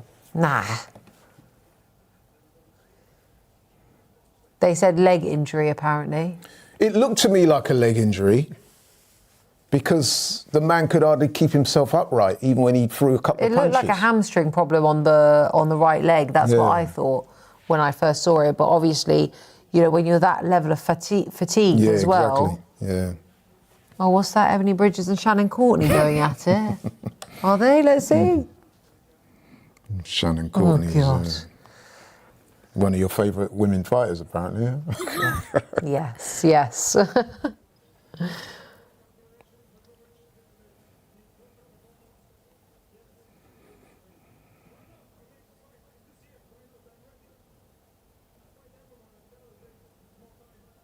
Frank is saying it's a leg injury. The thing is, though, yeah, he deserves it. Yeah, Hrgovic is asking for a fight in Croatia, and he absolutely deserves it. I think his last 5 fights, he's been... Yeah, he's a road warrior. He's been in the UK. He's been boxing our guys. He deserves a fight in Croatia. Kevin Anthony asked the question, why do you think Moses couldn't get the win? Me personally, I think it's because he was hoping to stop Hrgovic in the first 6 rounds of that contest.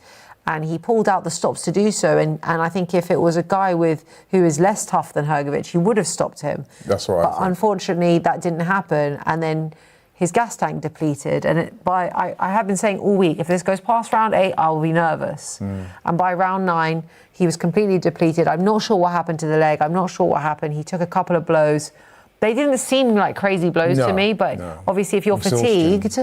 I think it could be a combination. This is what because in the light of some of the other comments we've heard, I do need to be careful what I say. But it looked to me as if it was a combination between him being injured and him being totally exhausted. And that is not a good combination. When I've done long runs, that's happened to me. And I could barely stand up. You know, when you get into that last half a mile and you can feel that you're carrying a bit of an injury and you're exhausted, that is a terrible combination. What I would say as well is that I will admit I got carried away by the hype. But I still think Moses is a tremendous fighter. But obviously there's a lot to work on going forward. And one of those is going to have to be his stamina and his fitness. Conditioning. And conditioning, yeah. 100%. Assuming that there is nothing untoward exactly. wrong with it, you know what I mean? Because the chin, he took some clean shots of Hrgovic, and Hrgovic is a big puncher. He didn't wobble, did he? Nah. So, wow. Is Nazim a heavyweight now? Nazim Hamid? Because he looks like he weighs more than Fabio. We're watching him on the screen. Crazy, crazy. I got a nice comment here from Mickey Mouse. By the way, I love DR Sports covering boxing too. Appreciate everything you guys do. And we appreciate you. Thank you for tuning in. Don't forget to smash that like button. Man, I'm impressed with Filip Hrgovic's chin and with him believing in his source enough to wait until the 9th round to unload on Moses Itauma. I don't think it was that, to be honest, because at one point it looked like Hrgovic was about to be stopped. Was it the 6th or 7th round? Yeah, but even you said it. He's waiting. He's playing the long game. Yeah, he's playing the long game. But what I'm saying is that the way Moses had him going in that 6th round, it looked like he was about to get stopped, or could have got stopped. Yeah. But he tired himself out in doing so. Yeah, exactly. And Hrgovic, being the warrior that he is and how tough he is, he was able to come back. Yeah. Once he got back to the corner and got that, you know what I mean? Yeah. He was able to come back from revive there. himself. Yeah. And by that time, Moses was totally exhausted. Spent. Yeah. Oh, Fabio. Oh, Fabio. Great fight, though. Great fight. Yes, yeah. Sad, Michaela. I am saddened because, I put a lot of emotional investment. So much emotional investment. Yeah. I hate being wrong as well. It really doesn't sit right with me, I must say. Yeah, it's not great, but I mean, it is heavyweight boxing. Like I said before, predicting heavyweight fights is like any other fights in boxing. I must admit, I'm 0-2 tonight. Me too. Me too. Both my predictions. Wrong on both counts. And that's why I feel deflated. Yeah, it's not great. I'm all right with Mind you, I'm not proclaiming myself to be an expert when it comes to predictions. Definitely not. But I definitely thought that Moses would win tonight.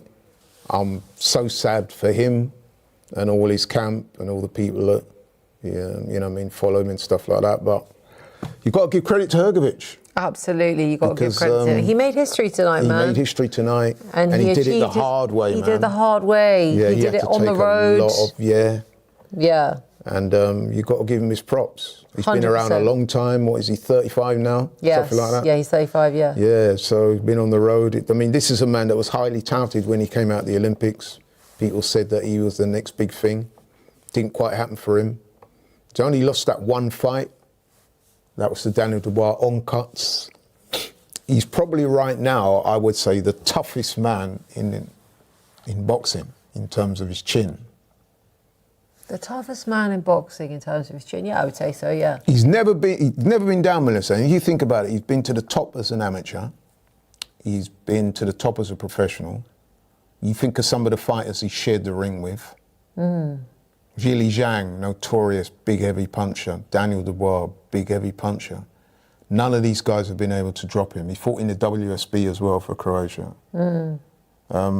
Yeah, man, the guy he's no is joke. Incredibly tough. And Yeah. I guess if you're Moses Itauma and you're young and very talented but inexperienced and not fought at this level before, in many ways, Hrgovic is not really the guy you want to be fighting. No. I'm saying this with hindsight, obviously. Hindsight is beautiful, isn't it? That But 2020. apparently Moses called for this fight. Apparently he said to his team did. that, I want Hrgovic. Yeah, after Jermaine Franklin, he Yeah. said it in the ring. He called for Filip Hrgovic.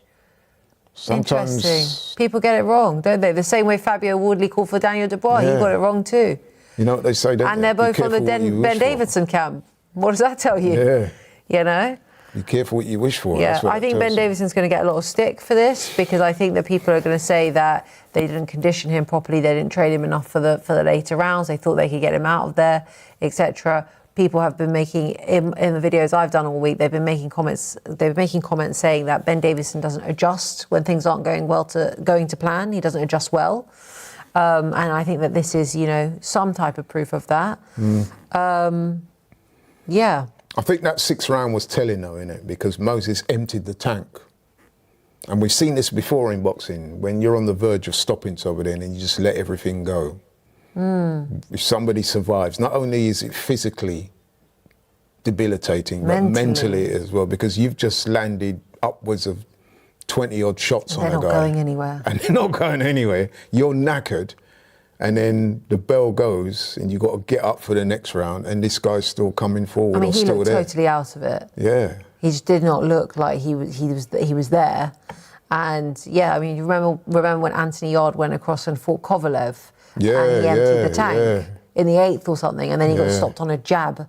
That's right. It's I've seen it happen with Nigel Benn and Michael Watson. Yeah, it's just. I was there that night, Finsbury Park. Were you? Yeah, that's how old I am. Nigel Benn emptied the tank and knackered himself out, and like you said, he got dropped by a jab. Yes. But to be fair to Nigel Benn, look at the way he came back. Yeah, absolutely. Yeah, he was an absolute monster. Absolutely. After that, so yeah. Right, I guess we'll have to wrap up, Melissa. Yeah, but before we do, got a lovely hit comment here from Ken Peacock69, who says, this woman should make a sandwich. Itauma is 21 years old. This is boxing. AJ fought Charles Martin in his first title fight. Well, Ken, I will be making a sandwich, and I'll be making sure to really enjoy my sandwich after I watch all of the boxing that's available and speak on it as well. Thank you so much. Ken Peacock, 69. Come on, Ken, that's a bit, unnecessary. Unnecessary, mate. Do you know what I mean? Have a day off. By all means, you can have a pop if you feel that clearly we did get it wrong. Yeah, we did. Listen, we're here. You can have a pop. It goes with the territory, but you don't need to resort to that. Yeah, keep it to yourself, Ken. Yeah, do you know what I mean? Come on. Come on, Ken. Level up. Level up. Yeah. Guys, it's been wonderful to have you join us tonight. Thank you so much for all your contributions, for your comments, for the chit-chat that's been going on in the comment section as well. We've really, really enjoyed it. Great night of boxing. It's been a fantastic night of boxing, one that we didn't see going the way that, didn't see it going down that way at all, but it's been really, really wonderful. Like I said, if I was a betting man, I would have lost a lot of money. It's a good job I'm not a betting man, that's all I can say. It's crazy. It's absolutely crazy. If you haven't already, smash that like button. We've loved having you along for the journey with us. Stay tuned. Both of our channels will be doing post-fight reaction videos, so do check them out on LL Sports TV and Melissa Zad. And we look forward to catching you next time on DR Sports for our next watch along.